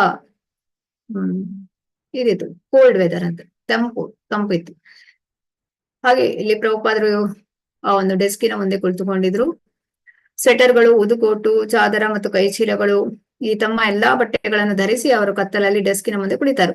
ಶಿಬಿರದಿಂದ ಚಳಿಯನ್ನು ಓಡಿಸುವುದಕ್ಕೆ ಅಲ್ಲಿದ್ದ ಒಂದು ಸೀಮೆ ಎಣ್ಣೆಯ ಹೀಟರ್ಗೆ ಸಾಧ್ಯವಾಗಿರಲಿಲ್ಲ. ಶಿಬಿರದ ಕಡೆಯಿಂದ ಗಾಳಿ ಬೀಸಿದ ಕೂಡಲೇ ಆರಿ ಹೋಗುತ್ತಿದ್ದ ಹೀಟರಿನ ಪೈಲಟ್ ದೀಪವನ್ನು ಮತ್ತೆ ಹೊತ್ತಿಸುವ ರಾಮೇಶ್ವರ ಸ್ವಾಮಿಯವರು ರಾತ್ರಿಯ ಬಹುಭಾಗವೆಲ್ಲ ಕುಳಿತಿದ್ದರು. ಬೆಳಗಿನ ವೇಳೆಗೆ ಶ್ರೀಲ ಪ್ರಭುಪಾದರಿಗೆ ಥಂಡಿಯಾಗಿ ನೆಗಡಿಯಾಗಿ ಕಣ್ಣಲ್ಲಿ ನೀರು. ಅವರು ನದಿಗೆ ಸ್ನಾನಕ್ಕೆ ಹೋಗದೆ ಶಿಬಿರದ ಪಕ್ಕದಲ್ಲೇ ಇದ್ದ ಕೊರೆಯುವ ನೀರನ್ನು ಬಳಸಿದರು. ಅವರ ಕೈಕಾಲು ಊದಿಕೊಂಡಿದ್ದು ಹಿಂದೆ ಕಾಯಿಲೆ ಬಂದಾಗ ಏನೋ ಆಗಿತ್ತಲ್ಲ ಹಾಗಾಗಿತ್ತು. ಅಂದ್ರೆ ಅಷ್ಟೊಂದು ಚಳಿ ಇತ್ತಲ್ಲಿ. ಹಾಗಾಗಿ ಅವರು ನದಿಗೆ ಹೋಗ್ಲಿಲ್ಲ ಸ್ನಾನಕ್ಕೆ, ಅವರು ಅಲ್ಲೇ ಇದ್ದ ನೀರನ್ನು ಬಳಸಿಕೊಂಡ್ರು. ಶಿಬಿರದಲ್ಲಿರುವುದು ಬೇಡ ಎಂದು ಶಿಷ್ಯರು ಸೂಚಿಸಿದಾಗ ಅವರು ಅಲ್ಲೇ ಉಳಿಯಲು ಹಠದೊಟ್ಟರು. ಯಾಕೆಂದ್ರೆ ಶಿಬಿರದಲ್ಲಿದ್ರೆ ಅವರಿಗೆ ಪ್ರಚಾರ ಮಾಡ್ಬೇಕು ಅವರಿಗೆ. ಸೊ ಪ್ರಚಾರ ಮಾಡುವುದು ಬೇಕಿತ್ತು. ಜನ ಅವರಿರುವುದನ್ನು ಕಂಡು ಹಿಡಿಯಲಾರಂಭಿಸಿ ಅವರನ್ನು ಕಾಣಲು ಬರುತ್ತಿದ್ದರು. ಆದುದರಿಂದ ಪ್ರಚಾರ ಮಾಡಲು ಅವರು ಅಲ್ಲೇ ಇರಲು ಬಯಸಿದರು. ಕುಂಭಮೇಳವು ಬರಿಯ ಗಂಗಾ ಸ್ನಾನಕ್ಕೆ ಮಾತ್ರವಲ್ಲದೆ ಪ್ರಚಾರ ಕಾರ್ಯಕ್ಕೆ ಒಂದು ಒಳ್ಳೆಯ ಅವಕಾಶವನ್ನು ಒದಗಿಸುತ್ತದೆ ಎಂದು ಅವರು ಹೇಳಿದರು. ಗುರುಪೂಜೆ ಮತ್ತು ಭಾಗವತ ತರಗತಿಗಳಿಗಾಗಿ ಭಕ್ತರು ಶ್ರೀಲ ಪ್ರಭುಪಾದರ ಶಿಬಿರದ ಮುಂದೆ ಕಿಕ್ಕಿರಿದು ಸೇರಿದ್ದರು. ಅವರುಗಳು ಹೂವಿನ ಹಾರ ತಂದಿರಲಿಲ್ಲವಾದರೂ ಶ್ರೀಲ ಪ್ರಭುಪಾದರು ಆ ಬಗೆಗೆ ಪ್ರಸ್ತಾವ ಕೂಡ ಮಾಡಲಿಲ್ಲ. ಅವರ ಕಿರು ಭಾಷಣ ಮುಗಿಯುವ ವೇಳೆಗೆ ಸೂರ್ಯ ಉದಯಿಸಿದ್ದ. ಮಂಚವನ್ನು ಹೊರಗಿಡುವಂತೆ ಹರೀಶ್ ಅವರಿಗಳಿಗೆ ಹೇಳಿ ಅಲ್ಲಿ ವಿಶ್ರಮಿಸಿ ಆಮೇಲೆ ಬಿಸಿಲಲ್ಲಿ ಅಂಗವರ್ಧನ ಮಾಡಿಸಿಕೊಂಡರು. ಸೊ ಪ್ರಚಾರ ಕಾರ್ಯ. ಹಾಗಾಗಿ ನಾವಷ್ಟೇ ಓದಿ ತಿಳಿದುಕೊಂಡ್ರೆ ಸಾಲದು, ಅದನ್ನು ಪ್ರಚಾರ ಮಾಡ್ಬೇಕು ಅಂತ ಹೇಳ್ತಾರೆ. ಚೈತನ್ಯ ಮಹಾಪ್ರಭುಗಳು ಕೂಡ ಹೇಳ್ತಾರೆ, ಶ್ರೀ ಪ್ರಭುಪಾದರು ಕೂಡ ಹೇಳ್ತಾರೆ. ಅಂದ್ರೆ ಚೈತನ್ಯ ಮಹಾಪ್ರಭುಗಳು ಹೇಳ್ತಾರಲ್ಲ, ಯಾರನ್ನು ನೋಡಿದ್ರು ಕೂಡ ನಾವು ಈ ಪ್ರಚಾರ ಕಾರ್ಯದಲ್ಲಿ ತೊಡಗಿಸ್ಕೊಳ್ಬೇಕು ಅಂತ ಮೊದಲು ನಾವು ತಿಳಿದುಕೊಳ್ಬೇಕು, ನಂತರ ಅದನ್ನ ಇನ್ನೊಬ್ಬರಿಗೆ ತಿಳಿಸಿಕೊಡ್ಬೇಕು ಅಂತ ಹೇಳಿ. ಪ್ರಚಾರ ಕಾರ್ಯದಲ್ಲಿ ತೊಡಗಿಕೊಂಡಾಗ ಏನಾಗ್ತದೆ, ಭಗವಂತನ ಸಂದೇಶ ಜನರಿಂದ ಜನರಿಗೆ ಹೀಗೆ ಅದು ಎಲ್ಲರಿಗೂ ತಲುಪಬೇಕು. ಈಗಿಲ್ಲ ನಾನಷ್ಟೇ ತಿಳ್ಕೊಳ್ತೇನೆ, ನಾನು ಯಾರಿಗೂ ಹೇಳೋದಿಲ್ಲ ಅಂತ ಹೇಳಿದ್ರೆ ಅದು ವೇಸ್ಟ್. ಇಲ್ಲಿ ಕೃಷ್ಣ ಪ್ರಜ್ಞೆಯಲ್ಲಿ ಹೇಗೆ ಅಂದ್ರೆ ಪ್ರಚಾರವೇ ಮುಖ್ಯ, ಅಥವಾ ಪ್ರಚಾರ ಮಾಡುವವರಿಗೆ ಸಹಾಯ ಮಾಡುವಂಥದ್ದು ಇದು ಬಹಳ ಮುಖ್ಯ. ಹಾಗೆ ಇಲ್ಲಿ ಪ್ರಭುಪಾದರು ಬೆಳಗಿನ ಭಾಗವತ ತರಗತಿಗಳನ್ನು ನಡೆಸಿದ್ರು. ಮತ್ತೆ ಅಲ್ಲಿಗೆ ಪ್ರಭುಪಾದರ ಶಿಬಿರದ ಮುಂದೆ ಕಿಕ್ಕಿರಿದು ಜನರು ಸೇರಿದ್ರು, ಭಕ್ತರು ಸೇರಿದ್ರು. ಹಾಗೆ ಸೊ ಅವರು ಕಿರು ಭಾಷಣ ಮುಗಿದ ನಂತರ ಏನ್ ಮಾಡಿದ್ರು, ಸೂರ್ಯ ಆಗ್ಲೇ ಉದಯಿಸಿದ್ದ. ಇವರು ಹರೀಶ್ ಅವರಿಗಳಿಗೆ ಹೇಳ್ಬಿಟ್ಟು ಈ ಒಂದು ಅಂಗಮರ್ದನ ಮಾಡಿಸ್ಕೊಳ್ತಾರೆ ಬಿಸಿಲಲ್ಲಿ. ಮೈ ತಿಕ್ಕಿಸಿಕೊಳ್ಳುವಾಗ ರೈಲ್ವೆ ಸೇತುವೆಯ ಕಡೆ ನೋಡಿ ಅಲಹಾಬಾದಿನಲ್ಲಿ ತಾವಿದ್ದ ಕಾಲದಿಂದ ಈ ಸೇತುವೆಯ ನೆನಪಿರುವುದಾಗಿ ಹೇಳಿದರು. ಅಂದ್ರೆ ಅವರು ಈ ಹಿಂದೆ ಫ್ಯಾಮಿಲಿ ಸಮೇತ ಅಲಹಾಬಾದಲ್ಲಿ ಇದ್ರು. ನೀವು ಮೊದಲನೇ 2ನೇ ಸಂಪುಟ ಎಲ್ಲ ನೋಡಿದಾಗ ನಿಮ್ಗೆ ನೆನಪಾಗ್ಬೋದು. ಆ ಅಲಹಾಬಾದಲ್ಲಿ ಆಗ ಇದ್ರು ಅವರು. ಸೊ ಅದನ್ನೆಲ್ಲ ಈಗ ನೆನಪು ಮಾಡಿಕೊಳ್ತಾ ಇದ್ದಾರೆ. 1930ರಲ್ಲಿ ಇದೇ ಗಂಗಾ ದ್ವೀಪದಲ್ಲಿ ಸೇತುವೆಯ ಕೆಳಗೆ ತಮ್ಮ ತಂದೆಯವರ ಶವ ಸಂಸ್ಕಾರ ಮಾಡಿದುದನ್ನು ಹೇಳಿದರು. ಆ ಮಧ್ಯಾಹ್ನ ಮಾಯಾಪುರದಿಂದ ಭಕ್ತರ ಗುಂಪೊಂದು ಬಂದಿತ್ತು. ಅವರಲ್ಲಿ ಕೆಲವರು ಕೂಡಲೇ ಇಸ್ಕಾನ್ನ ಚಪ್ಪರದ ಈ ನಿರ್ವಹಣೆ ಎಷ್ಟು ಫೇಲವಾಗಿ ಕಾಣುತ್ತಿದೆ ಎಂದು ಆಕ್ಷೇಪಿಸಿದರು. ಶ್ರೀಲ ಪ್ರಭುಪಾದರು ಸಾಧ್ಯವಾದಷ್ಟು ಪುಸ್ತಕಗಳನ್ನು ಹಂಚಿ ಈ ಕಾರ್ಯಕ್ರಮವನ್ನು ಹೇಗೋ ಕಾಪಾಡಲು ಪ್ರಯತ್ನಿಸಿ ಎಂದು ಸಲಹೆ ನೀಡಿದರು. ಆದ್ದರಿಂದ ಭಕ್ತರು ಶ್ರೀಲ ಪ್ರಭುಪಾದರ ಗ್ರಂಥಗಳ ಹಿಂದಿ ಅವತರಣಿಕೆಗಳನ್ನು ಹಂಚಲು ಆರಂಭಿಸಿದರು. ಈಗ ಅಲ್ಲಿ ಸಾಕಷ್ಟು ಮಂದಿ ಭಕ್ತರಿದ್ರು. ಸೊ ಈ ಒಂದು ಪ್ರಚಾರ ಕಾರ್ಯ ಹೇಗೆ ನಡೆಸುವಂಥದ್ದು, ಪುಸ್ತಕ ವಿತರಣೆಯನ್ನು ಮಾಡುವಂಥದ್ದು. ಹಾಗೆ ಅಲ್ಲಿ ಹಿಂದಿ ಭಾಷೆಯಲ್ಲಿ ಈ ಒಂದು ಪುಸ್ತಕದ ವಿತರಣೆಯನ್ನು ಮಾಡಬೇಕು ಅಂತೇಳಿ ಶ್ರೀಲ ಪ್ರಭುಪಾದರು ಅವರಿಗೆ ತಿಳಿಸ್ತಾರೆ. ಸಾಧ್ಯವಾದಷ್ಟು ಪುಸ್ತಕಗಳನ್ನು ಹಂಚಿ ಈ ಕಾರ್ಯಕ್ರಮವನ್ನು ಹೇಗೋ ಕಾಪಾಡಬೇಕು ಅಂತ. ಯಾಕೆಂದ್ರೆ ಪುಸ್ತಕಗಳನ್ನು ಹಂಚಿದಾಗ ಪುಸ್ತಕವನ್ನು ಯಾರು ಕೊಂಡುಕೊಳ್ತಾರೆ ಅವರು ಒಂದು ಓದುವ ಆಸಕ್ತಿಯನ್ನು ಇಟ್ಕೊಂಡಿರ್ತಾರೆ. ಸೊ ಓದ್ತಾರೆ. ಈಗ ಯಾವುದೇ ಒಂದು ಪುಸ್ತಕ ನಾವು ಕೊಂಡುಕೊಂಡು ಅದು ಹಾಗೆ ಇಟ್ಟರು ಕೂಡ ಸ್ವಲ್ಪ ವರ್ಷಗಳ ನಂತರ ಆದ್ರೂ ಕೂಡ ನಾವು ಅದನ್ನು ಓದಬೇಕು ಅಂತ ನಮಗೆ ಮನಸ್ಸು ಬಂದೇ ಬರ್ತದೆ. ಯಾಕಂದ್ರೆ ಶ್ರೀಲ ಪ್ರಭುಪಾದರ ಪುಸ್ತಕಗಳು ಹೇಗೆ ಪ್ರಭುಪಾದರು ಹೇಳ್ತಾರೆ, ನಾನು ಸಾಯುವುದಿಲ್ಲ, ನಾನು ನನ್ನ ಪುಸ್ತಕದಲ್ಲಿ ಜೀವಂತವಾಗಿದ್ದೆ ನಮ್ಮ ಮೇಲೆ ಇದ್ದೇ ಇರ್ತದೆ ಯಾವಾಗಲೂ ಕೂಡ. ಭಕ್ತರು ಮುಖ್ಯ ರಸ್ತೆಯುದ್ದಕ್ಕೂ ಗ್ರಂಥ ಮಾರಾಟದ ಕೀರ್ತನದ ಕಾರ್ಯಕ್ರಮವನ್ನು ಹಮ್ಮಿಕೊಂಡರು. ಸೊ ಈಗ ಪುಸ್ತಕ ಮಾರಾಟ ಮಾಡುವಾಗ ಜನರು ಪುಸ್ತಕ ಕೊಂಡುಕೊಳ್ಳೋದಕ್ಕೆ ಬರ್ಬೇಕು. ಸೊ ಅವರು ಕೀರ್ತನ ಅಂತ ಹೇಳಿದ್ರೆ ಇಲ್ಲಿ ಒಂದು ಹರೇ ಕೃಷ್ಣವನ್ನು ಕೀರ್ತನ ಮಾಡುವಂಥದ್ದು, ಇನ್ನೊಂದು ಈ ಒಂದು ಭಗವದ್ಗೀತೆಯಲ್ಲಿ ಏನಿದೆ, ಪ್ರಭುಪಾದರ ಪುಸ್ತಕದಲ್ಲಿ ಏನಿದೆ ಅಂತೇಳಿ ಅದನ್ನ ವಿವರಿಸಿ ಹೇಳುವಂಥದ್ದು, ಇದನ್ನ ಮಾಡ್ತಾ ಇದ್ರು. ಕೀರ್ತನದ ಕಾರ್ಯಕ್ರಮವನ್ನು ಹಮ್ಮಿಕೊಂಡರು. ಪಕ್ಕದಲ್ಲಿ ಕೌಪೀನ ಧರಿಸಿ ಬೆಂಕಿಯ ಸುತ್ತ ಕುಳಿತಿದ್ದ ವಿವಿಧ ಶೈವ ಬಣಗಳ ಭಕ್ತರು ಇದ್ದರು. ಅವರಲ್ಲಿ ಅನೇಕರ ಜಡೆ ಹೆಣಿಗೆಗೊಂಡಿತು. ಅಂದ್ರೆ ನೀವೀಗ ಆ ಭಗವದ್ಗೀತೆಯಲ್ಲಿ ನೋಡಿದ್ರಿ ಅಲ್ವಾ, 3ನೇ ಅಧ್ಯಾಯದಲ್ಲಿ ಬರ್ತದೆ. ಏನಂತ ಹೇಳಿದ್ರೆ ಈ ಮಿಥ್ಯಾಚಾರಿಗಳು ಅಂದ್ರೆ ತೋರಿಗೆಗೆ ಅವರು ಆಧ್ಯಾತ್ಮದಲ್ಲಿ ಇರುವ ಹಾಗೆ ತೋರ್ಪಡಿಸ್ಕೊಳ್ತಾರೆ. ಆದ್ರೆ ಅವರು ಅದರಲ್ಲಿ ಹೆಚ್ಚಿನವರು ಅವರು ಕೂಡ ಒಂದು ಹಂತವನ್ನು ತಲುಪಿರ್ತಾರೆ. ಆದ್ರೆ ಇನ್ನು ಕೆಲವರು ಅವರನ್ನ ಅನುಕರಣೆ ಮಾಡ್ತಾ ಇರ್ತಾರೆ. ಅವರು ಆ ಹಂತವನ್ನು ತಲುಪಿರೋದಿಲ್ಲ. ಅವ್ರು ಏನ್ ಮಾಡ್ತಾರೆ, ಜನರನ್ನು ಮೋಸ ಮಾಡ್ತಾ ಇರ್ತಾರೆ. ಅಂದ್ರೆ ಮೇಲ್ನೋಟಕ್ಕೆ ಅವರು ಇಂದ್ರಿಯಗಳನ್ನು ನಿಗ್ರಹಿಸಿದ ಹಾಗೆ ಇರುತ್ತೆ, ಆದ್ರೆ ಅವರು ಇಂದ್ರಿಯಗಳನ್ನು ನಿಗ್ರಹಿಸುವುದಿಲ್ಲ. ಯಾಕಂದ್ರೆ ಯಾವುದು ಕೂಡ ಬಲವಂತವಾಗಿ ನಾವು ಇಂದ್ರಿಯಗಳ ನಿಗ್ರಹಿಸಕ್ಕೆ ಹೋದ್ರೆ ಅದು ಸಾಧ್ಯ ಆಗೋದಿಲ್ಲ. ಆದ್ರೆ ಯಾವಾಗ ನಾವು ಈ ಒಂದು ಕೃಷ್ಣ ಪ್ರಜ್ಞೆಯಲ್ಲಿ ನಾವು ಈಗ ಹರೇ ಕೃಷ್ಣ ಮಹಾಮಂತ್ರನು ನಿರಂತರವಾಗಿ ಜಪಿಸ್ತಾ ಬರ್ತೇವೆ, ಆಗ ಕ್ರಮೇಣ ಇಂದ್ರಿಯಗಳು ಹತೋಟಿಗೆ ಬರ್ತವೆ ಅಂತ ಹೇಳಿ.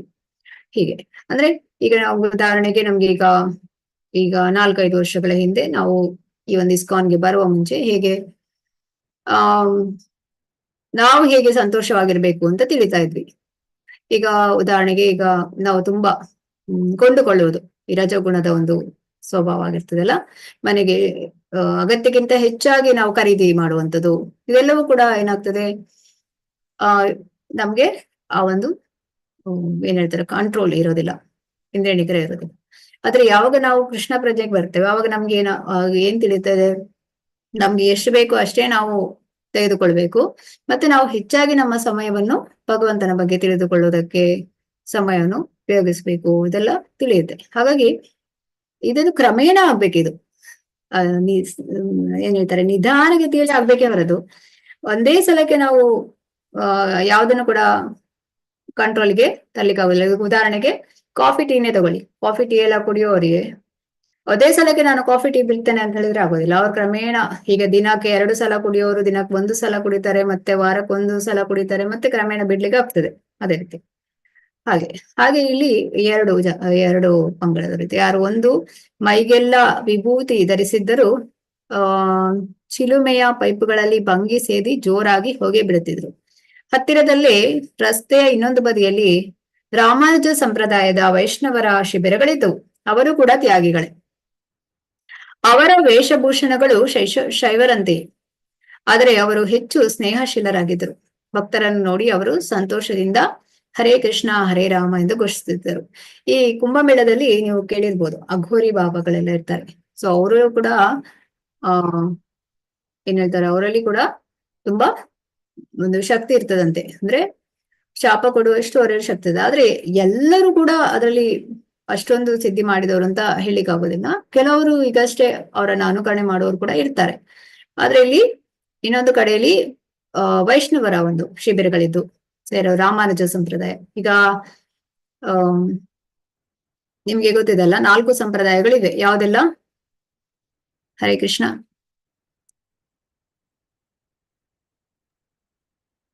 ಬ್ರಹ್ಮ ಸಂಪ್ರದಾಯ, ಸ್ತ್ರೀ ಸಂಪ್ರದಾಯ, ವಿಷ್ಣು ಸಂಪ್ರದಾಯ ಅಲ್ವಾ ಮತ್ತೆ? ಹಾ, 4 ಕುಮಾರರ ಸಂಪ್ರದಾಯ. ಸೊ ಅದರಲ್ಲಿ ಬ್ರಹ್ಮ ಸಂಪ್ರದಾಯದಲ್ಲಿ ಇಸ್ಕಾನ್ ಬರ್ತದೆ. ಹಾ, ಬ್ರಹ್ಮ ಸಂಪ್ರದಾಯದಲ್ಲಿ ಬರ್ತದೆ. ಮತ್ತೆ ಬ್ರಹ್ಮ ಮಧ್ವ ಗೌಡಿಯ ಸಂಪ್ರದಾಯ, ಈಗ ಇಸ್ಕಾನ್. ಈಗ ಮತ್ತೆ ನೆಕ್ಸ್ಟ್ ಲಕ್ಷ್ಮೀ ಸಂಪ್ರದಾಯ. ಸಂಪ್ರದಾಯ ಲಕ್ಷ್ಮೀ. ಹಾ, ಮತ್ತೆ 3ನೇದು ರಾಮಾನುಜ ನಿಂಬಾರ್ಕಾಚಾರ್ಯ ಕುಮಾರರ ಸಂಪ್ರದಾಯ ಬರ್ತದೆ. ಬ್ರಹ್ಮ ಸಂಪ್ರದಾಯ, ಸ್ತ್ರೀ ಸಂಪ್ರದಾಯ, ಮತ್ತೆ ರುದ್ರ ಸಂಪ್ರದಾಯದಲ್ಲಿ ಬರುವವರು ವಿಷ್ಣು ಸ್ವಾಮಿ. ಮತ್ತೆ 4 ಕುಮಾರರ ಸಂಪ್ರದಾಯದಲ್ಲಿ ಬರುವಂತದ್ದು ಇದು ನಿಂಬಾರ್ಕಾಚಾರ್ಯ. ಸೊ ಇಲ್ಲಿ ಈ ಬ್ರಹ್ಮ ಸಂಪ್ರದಾಯ ನಿಮ್ಗೆ ಇದು ಯಾವುದು ಮಧ್ವ ಗೌಡಿಯ ಸಂಪ್ರದಾಯ, ಇದು ಪ್ರಪಂಚಾದ್ಯಂತ ನೀವು ನೋಡ್ಬೋದು ಇಸ್ಕಾನ್ ಸಂಸ್ಥೆಗಳು ಅಲ್ವಾ. ಇನ್ನು ಉಳಿದವು ಈಗ ರಾಮಾನುಜ ಸಂಪ್ರದಾಯ ಬರುವಂತದ್ದು ಲಕ್ಷ್ಮಿ ಸಂಪ್ರದಾಯ, ಇದು ನಿಮ್ಗೆ ತಮಿಳ್ನಾಡಲ್ಲಿ ನೋಡಿದ್ರೆ. ಹಾಗೆ ಇನ್ನು ಉಳಿದವು ಗುಜರಾತ್ ಮತ್ತೆ ತರ ಒಂದೊಂದು ಪ್ರದೇಶದಲ್ಲಿ ಮಾತ್ರ ನೋಡ್ಲಿಕ್ಕೆ ಸಿಗ್ತದೆ. ಹಾಗೆ 4 ಅಧಿಕೃತ. ಸೊ ಈ 4 ಅಂದ್ರೆ ಅಧಿಕೃತ ಮೂಲ ಅಂದ್ರೆ ಬೋನಾಫೈಡ್ ಸ್ಪಿರಿಚುವಲ್ ಮಾಸ್ಟರ್ ಅಂತ ಹೇಳ್ತಾರಲ್ಲ. ಸೊ ನಮ್ಗೆ ಶಿಲ ಪ್ರಭುಪಾದರಿಂದ ಇದು 4 ಪರಂಪರೆಯಲ್ಲಿ ಬರ್ತದೆ. ಇದು 4 ಪರಂಪರೆ ಶಿಲ ಪ್ರಭುಪಾದ ಹೇಳ್ತಾರೆ. ಅಂದ್ರೆ ಈ 4 ಪರಂಪರೆಯಲ್ಲಿ ಬಂದಿರುವಂತ ಈ ಭಗವದ್ಗೀತೆಯನ್ನು ನಾವು ತಿಳಿದುಕೊಳ್ಬಹುದು. ಬೇರೆ ಎಲ್ಲ ನಾವು ತಿಳಿದುಕೊಳ್ಳುವ ಪ್ರಯತ್ನ ಮಾಡಬಾರದು ಅಂತ. ಯಾಕಂದ್ರೆ ಅದು ನಮಗೆ ಆಧ್ಯಾತ್ಮದಲ್ಲಿ ಯಾವುದೇ ಉನ್ನತ ಮಟ್ಟಕ್ಕೆ ಹೋಗ್ಲಿಕ್ಕೆ ನಮಗೆ ಸಹಾಯ ಮಾಡುದಿಲ್ಲ. ಈ 4 ಸಂಪ್ರದಾಯದಲ್ಲಿ ಬಂದದನ್ನು ಮಾತ್ರ ನಾವು ಸ್ವೀಕರಿಸಬೇಕು ಅಂತೇಳಿ. ಹಾಗೆ ಇಲ್ಲಿ ರಾಮಾನುಜ ಸಂಪ್ರದಾಯ ವೈಷ್ಣವರು ಕೂಡ ಅಲ್ಲಿ ಒಂದು ಶಿಬಿರಗಳಿದ್ವು. ಅವರು ಆ ಭಕ್ತರನ್ನು ನೋಡಿ ಹೇಗೆ ಏನ್ ಮಾಡ್ತಿದ್ರು, ಅವರು ಸಂತೋಷದಿಂದ ಹರೇ ಕೃಷ್ಣ ಹರೇ ರಾಮ ಎಂದು ಘೋಷಿಸುತ್ತಿದ್ದರು. ತುಂಬಾ ಸ್ನೇಹಶೀಲರಾಗಿದ್ದರು. ಈಗ ಭಕ್ತರು ಯಾವಾಗ್ಲೂ ಹಸನ್ಮುಖಿಗಳಾಗಿರ್ತಾರಲ್ವಾ, ಯಾವಾಗ್ಲೂ ಕೂಡ ಒಂದು ರೀತಿಯಾಗಿ, ಅಂದ್ರೆ ಇಲ್ಲಿ ಎರಡು ಒಂದು ಇದ್ ನೋಡ್ಬೋದು ಪಂಗಡದವರು. ಇಬ್ಬರು ಕೂಡ ತ್ಯಾಗಿಗಳೇ ಆಗಿರ್ತಾರೆ. ಆದ್ರೆ ಈ ಒಂದು ಮೈಗೆಲ್ಲ ವಿಭೂತಿ ಧರಿಸಿ ಆ ಒಂದು ಭಂಗಿಯಲ್ಲಿ ಏನು ಚಿಲುಪೆ ಪೈಪ್ಗಳಲ್ಲಿ ಭಂಗಿ ಸೇದಿ ಜೋರಾಗಿ ಹೊಗೆ ಬಿಡೋದು, ಅವರನ್ನೆಲ್ಲ ನೋಡುವಾಗ ಮತ್ತೆ ಭಕ್ತರನ್ನ ನೋಡುವಾಗ ನಮಗೆ ಯಾವ್ದು ಹೆಚ್ಚು ಒಂದು ಆಕರ್ಷಣೆ ಉಂಟಾಗ್ತದೆ ಅಂದ್ರೆ ಭಕ್ತರ ಜೊತೆಯಲ್ಲಿ ನಾವು ಕೂಡ ಇರ್ಬೇಕು, ಈ ಹರೇ ಕೃಷ್ಣ ಸಂಕೀರ್ತನವನ್ನು ಮಾಡ್ಬೇಕು, ಈ ರೀತಿಯಾದ ಒಂದು ಧೈರ್ಯ ಬರ್ತದೆ. ಆದ್ರೆ ಯಾರಿಗೆ ಒಂದು ಗೌರಿ ಬಾಬಾಗಳವರನ್ನೆಲ್ಲ ನೋಡುವಾಗ ನಾವು ಸ್ವಲ್ಪ ದೂರದಿಂದ ನೋಡ್ತೇವೆ ಅಲ್ವಾ. ಹಾಗೆ ಅಂದ್ರೆ ಹೇಳ್ತಾರೆ ಅವರುಗಳು ಇದನ್ನು ಕೂಡ ತಿಂತಾರಂತೆ, ಹಸಿ ಮಾಂಸವನ್ನು ಕೆಲವರು. ಓಕೆ, ಯಾರು ಈ ಗೋರಿ ಬಾಬಾಸ್ ಡೆಡ್ ಬಾಡಿ ಎಲ್ಲ ತಿಂತಾರೆ. ಹೌದು, ಅಂದ್ರೆ ಅಲ್ಲಿ ಸ್ಮಶಾನದಲ್ಲಿ ಇರ್ತಾರೆ ಅವ್ರು. ಹೌದು, ಅಂದ್ರೆ ಎಲ್ಲರೂ ಅಲ್ಲ, ಬಟ್ ಅದ್ರಲ್ಲಿ ಕೆಲವರು. ಅಗೋರಿ ಬಾಬಾಸ್, ನಾಗಾ ಸಾಧು ಅಲ್ಲಿ ಅಗೋರಿ ಬಾಬಾಸ್. ಹಾ ಹೌದು. ಆದ್ರೂ ನಮಗೆ ಈಗ ಭಕ್ತರನ್ನು ನೋಡಿದಾಗ ಭಕ್ತರು ಯಾವಾಗ್ಲೂ ಕೂಡ ಸಂತೋಷದಿಂದ ಇರ್ತಾರೆ ಅಲ್ವಾ. ಯಾಕೆಂದ್ರೆ ಈಟ್ ಪ್ರಸಾದಂ, ಚಾಂಟ್, ಡ್ಯಾನ್ಸ್, ಹೀಗೆ ನಮ್ಮ ಒಂದು ವೇಷಭೂಷಣದಲ್ಲಿ ಕೂಡ ಏನಾಗ್ತದೆ, ನಾವು ಆಧ್ಯಾತ್ಮಿಕದಲ್ಲಿ ಇದ್ದೇವೆ ಅಂತ ಹೇಳೋದಕ್ಕೆ ಒಂದು ತಿಲಕ ಹಾಕೋದು, ಕಂಠಿಮಾಲ ಹಾಕುವಂಥದ್ದು, ಮತ್ತೆ ಈಗ ಮಾತಾಜಿಯವರಿಗಾದ್ರೆ ಒಂದು ಸೀರೆಯನ್ನು ಹಾಕಿಕೊಳ್ತಾರೆ ಈ ರೀತಿಯಾಗಿ. ಪ್ರಭುಜಿಯವರಾದ್ರೆ ಒಂದು ಧೋತಿ ಈ ರೀತಿಯಾಗಿ, ಅಂದ್ರೆ ಆ ಒಂದು ಸಿಂಪಲ್ ಆಗಿ ಇರುವಂತದ್ದು, ಸರಳತೆಯನ್ನು ನೋಡ್ಬೋದು. ಇದು ನಮಗೆ ಆಧ್ಯಾತ್ಮಿಕದಲ್ಲಿ ಮುಂದುವರಿಯೋದಕ್ಕಾಗ್ತದೆ ಅಂತ ಹೇಳಿ. ಅಂದ್ರೆ ಈಗ ಆಧ್ಯಾತ್ಮಿಕದಲ್ಲಿ ಮುಂದುವರಿಯೋದಕ್ಕೂ ಕೂಡ ನಾವೀಗ ಭಕ್ತರನ್ನು ನೋಡಿದಾಗ ನಮಗೆ ನಾವು ಕೂಡ ಹರೇ ಕೃಷ್ಣ ಮಹಾಮಂತ್ರವನ್ನು ಜಪಿಸ್ಬೇಕು. ಈಗ ನಾವೇ 5 ವರ್ಷದ ಹಿಂದೆ ನಾವು ಈ ಒಂದು ಇಸ್ಕಾನಿಗೆ ಬರುವಾಗ ನಮ್ಗೆ ಅವರನ್ನ ನೋಡಿ ಅವ್ರು ಹೇಳೋದನ್ನ ಕೇಳಿ ಹರೇ ಕೃಷ್ಣ ಮಹಾಮಂತ್ರ ಜಪಿಸ್ಬೇಕು ಅಂತ ಅದನ್ನೆಲ್ಲ ಅವರ ನೋಡಿಯೇ ಕಲ್ತದಲ್ಲ ನಾವು. ಹಾಗಾಗಿ ಅಸೋಸಿಯೇಷನ್ ಇದು ಬಹಳ ನಮಗೆ ಒಂದು ಆಕರ್ಷಣೆ ಆಗುತ್ತೆ ಅಂತೇಳಿ. ಅಂದ್ರೆ ಆ ಸಂಘ, ಭಕ್ತರ ಸಂಘ. ಲಕ್ಷಾಂತರ ಯಾತ್ರಾರ್ಥಿಗಳ ಸಾಧು ಸ್ವಭಾವವನ್ನು ಕಂಡು ಭಕ್ತರು ಆಶ್ಚರ್ಯಚಕಿತರಾಗಿದ್ದರು. ಕೀರ್ತನಕಾರರು ಹತ್ತಿರ ಬಂದ ಕೂಡಲೇ ಅನೇಕರು ದೀರ್ಘದಂಡ ನಮಸ್ಕಾರ ಮಾಡುತ್ತಿದ್ದರು. ನೋಡಿ ಎಷ್ಟೊಂದು ಆ ಒಂದು ಗೌರವ ಇತ್ತು ಅವಾಗಲ್ಲ. ಭಕ್ತರನ್ನು ನೋಡಿದಾಗ ಯಾತ್ರಾರ್ಥಿಗಳು ಬಂದು ನಮಸ್ಕಾರ ಮಾಡ್ತಾ ಇದ್ರು, ದೀರ್ಘದಂಡ. ಅಂದ್ರೆ ಇಲ್ಲಿ ಯಾರು ಪ್ರಭುಜಿ ಅವರೆಲ್ಲ ಇರ್ತಾರೆ, ಅವರು ದೀರ್ಘದಂಡವನ್ನು ನಮಸ್ಕಾರ ಮಾಡ್ತಾರೆ. ಮಾತಾಜಿಯವರು ಮಾತ್ರ ಪಂಚಾಂಗ ಪ್ರಣಾಮ ಮಾಡುವಂಥದ್ದು, ಯಾರು ಉದ್ದಂಡ ನಮಸ್ಕಾರ ಮಾಡ್ಲಿಕ್ಕೆ ಇಲ್ಲ. ಹೇಗೆ ಉದಾಹರಣೆಗೆ ನೀವು ಕೇಳ್ತೀರಲ್ಲ, ಪ್ರಭುಜಿಯವರು ಯಾವಾಗ್ಲೂ ಹೇಳ್ತಾ ಇರ್ತಾರೆ ಈಗ ದಂಡವತ್ ಪ್ರಣಾಮ ಅಂತೇಳಿ, ಅದು ಆಕ್ಚುಲಿ ಮಹಿಳೆಯರು ಹೇಳಲಿಕ್ಕೆ ಇಲ್ಲ ಹೇಳ್ತಾರೆ. ಹಾಗೆ ನಾವು ಹೇಳುದು ಅಂತ ಹೇಳಿದ್ರೆ ನಾವು ಮಾಡ್ಬೇಕಲ್ಲ, ನಾವು ಮಾಡ್ಲಿಕ್ಕೆ ಇಲ್ಲ. ಅದು ನಾವೇನಿದ್ರು ಪಂಚಾಂಗ ಪ್ರಣಾಮ ಮಾಡುವಂಥದ್ದು. ಹಾಗೆ ಇನ್ನು ಕೆಲವರು ಆ ನೆಲದ ಮೇಲೆ ಹೊರಳಾಡುತ್ತಿದ್ರು ಅಥವಾ ಆ ಭಕ್ತರು ನಡೆದ ಜಾಗದಲ್ಲಿನ ಧೂಳನ್ನು ಎತ್ತಿ ಬಾಯಿಗೆ ಹಾಕಿಕೊಳ್ತಾ ಇದ್ರು. ನೋಡಿ ಎಷ್ಟೊಂದು ಒಂದು ಖುಷಿ ಇತ್ತು ಭಕ್ತರ ಬಗ್ಗೆ. ಅನೇಕ ಯಾತ್ರಿಕರು ಬಡವರು, ಆದರೂ ಭಕ್ತನೊಬ್ಬನು ಹಿಡಿದಿದ್ದ ಪಾತ್ರೆಗೆ ಕೆಲವು ಪೈಸೆಗಳನ್ನಾದರೂ ಹಾಕುತ್ತಿದ್ರು. 1 ರೂಪಾಯಿ ಕೊಟ್ಟವನಿಗೆ ಒಂದು ಪುಸ್ತಕ ಸಿಗುತ್ತಿತ್ತು. ಈ ಗ್ರಂಥಗಳು ಎಷ್ಟು ಜನಪ್ರಿಯವಾದುದು ಎಂದರೆ ಜನ ಬಂದು ಆ ಗ್ರಂಥಗಳ ಹೆಸರು ಹೇಳಿ ಕೊಂಡುಕೊಳ್ಳುತ್ತಿದ್ರು. ಕೆಲವರು ಹಣವನ್ನು ಎಸೆಯುತ್ತಿದ್ರು. ಅದಕ್ಕೆ ಹೇಳ್ತಾರೆ, ನಾವು ಪ್ರಭುಪಾದರ ಪುಸ್ತಕವನ್ನು ಹಾಗೆ ಉಚಿತವಾಗಿ ಕೊಡಬಾರ್ದಂತೆ.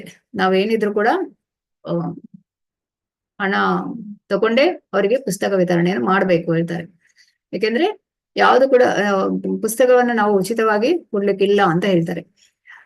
ಯಾಕೆಂತ ಹೇಳಿದ್ರೆ ಆ ಪುಸ್ತಕ ತಗೊಂಡವರಿಗೆ ಅದನ್ನು ಓದ್ಬೇಕು ಅನ್ನೋ ಒಂದು ಇಚ್ಛೆ ಬರ್ಬೇಕು. ಹಾಗೆ ಪುಸ್ತಕವನ್ನು ಇಟ್ಟರು ಕೂಡ ಕೆಲವು ವರ್ಷಗಳ ನಂತರ ಆದ್ರೂ ಅದನ್ನ ಓದ್ಬೇಕು ಅವರು. ಹೀಗೆ ಕೆಲವರು ಹಣವನ್ನು ಎಸೆಯುತ್ತಿದ್ರು. ಸನ್ಯಾಸಿಗಳು ಅದನ್ನು ತಮ್ಮ ಮೇಲುವಸ್ತ್ರದಿಂದ ಹಿಡಿಯುತ್ತಿದ್ದರು. ಆ ಸಂಜೆಯ ವೇಳೆಗೆ ಭಕ್ತರು ಸುಮಾರು 7,000ದಷ್ಟು ವಿವಿಧ ಪ್ರತಿಗಳನ್ನು ಹಂಚಿದರು. ಇಷ್ಟೊಂದು ಪುಸ್ತಕಗಳನ್ನು ಹಂಚ್ತಾರೆ ಅವರು, 7,000ದಷ್ಟು. 2ನೆಯ ರಾತ್ರಿ ಶ್ರೀಲ ಪ್ರಭುಪಾದರು ಮತ್ತೆ ಡೆಸ್ಕಿನ ಮುಂದೆ ಕುಳಿತೇ ಇದ್ದರು. ಹೀಟರನ್ನು ಕಾರ್ಯೋಪಯೋಗಿಯಾಗಿ ಮಾಡುವ ವ್ಯರ್ಥ ಪ್ರಯತ್ನವನ್ನು ರಾಮೇಶ್ವರು ಮಾಡುತ್ತಲೇ ಇದ್ರು. ಅಂದ್ರೆ ಆ ಒಂದು ಟೆಂಟಿನಲ್ಲಿ ಏನೋ ಒಂದು ರಾತ್ರಿಯ ವೇಳೆಯಲ್ಲಿ ಬಹಳಷ್ಟು ಚಳಿ ಇತ್ತು, ಅದಕ್ಕಾಗಿ ಹೀಟರ್ ಉಪಯೋಗಿಸ್ತಾ ಇದ್ರು. ಆದ್ರೆ ಅದು ಅಷ್ಟೊಂದು ಕಾರ್ಯಗತವಾಗ್ತಾ ಇರ್ಲಿಲ್ಲ, ಉಪಯೋಗಕ್ಕೆ ಬರ್ತಾ ಇರ್ಲಿಲ್ಲ. ಹರೀಶ್ ಅವರಿಗಳು ಶ್ರೀಲ ಪ್ರಭುಪಾದರ ಉಕ್ತಲೇಖನ ಯಂತ್ರ ಡಿಕ್ಟೇಷನ್ ಮಿಷನ್ ಅನ್ನು ಡೆಸ್ಕಿನ ಮೇಲೆ ಇರಿಸಿದ್ದರೂ ಅವರು ಅದನ್ನು ಮುಟ್ಟಿರಲಿಲ್ಲ. ಜನವರಿ 14 ಶ್ರೀಲ ಪ್ರಭುಪಾದರಿಗೆ ಅಲಹಾಬಾದಿನಲ್ಲಿ 3ನೆಯ ದಿನ. ಅದು ಕುಂಭಮೇಳ ಸ್ನಾನದ ಪ್ರಥಮ ದಿನ. ಪುಸ್ತಕಗಳ ಹಂಚಿಕೆಗೆ ಅದು ವಿಶೇಷ ಅವಕಾಶವಿದ್ದ ದಿನ. ಸುಮಾರು 50 ಮಂದಿಯ ಒಂದು ಇಸ್ಕಾನ್ ಕೀರ್ತನ ತಂಡ ಮತ್ತು ಕೆಲವರು ಭಾರತೀಯ ಗುರುಕುಲದ ಹುಡುಗರು ಮೇಳದ ಆವರಣದಲ್ಲೆಲ್ಲ ಸುತ್ತಾಡಿದರು. ಅಲ್ಲಿ ಅಲಹಾಬಾದಿಗೆ ಹೋಗಿ ಅವರು ಈ 3ನೇ ದಿನಕ್ಕೆ, ಅಂದ್ರೆ ಕುಂಭಮೇಳ ಸ್ನಾನದ ಪ್ರಥಮ ದಿನ, ಅದು ಏನಾಯ್ತು, ಪುಸ್ತಕಗಳ ಒಂದು ಹಂಚಿಕೆಗೆ ಒಂದು ವಿಶೇಷ ಅವಕಾಶ ಇತ್ತು ಅವತ್ತು. ಇಸ್ಕಾನಿನ ಈ ಒಂದು 50 ಮಂದಿ ಕೀರ್ತನ ತಂಡ ಮತ್ತೆ ಕೆಲವರು ಭಾರತೀಯ ಗುರುಕುಲದ ಹುಡುಗರು ಮೇಳದ ಆವರಣದಲ್ಲೆಲ್ಲ ಸುತ್ತಾಡಿದ್ರು. ಅಂದ್ರೆ ಈ ಪುಸ್ತಕವನ್ನು ಹಂಚ್ತಾ ಇದ್ರು. ಅವರಿಗೆ ತುಂಬಾ ಒಳ್ಳೆಯ ಸ್ವಾಗತವೂ ಸಿಕ್ಕಿತು. ಮಧ್ಯಾಹ್ನ 1 ಗಂಟೆಗೆ ಪವಿತ್ರ ಸ್ನಾನದ ಮುಹೂರ್ತ. ಕೀರ್ತನ ತಂಡ, ಒಂದು ನಿಮಿಷ ಎಂತಾಯ್ತು,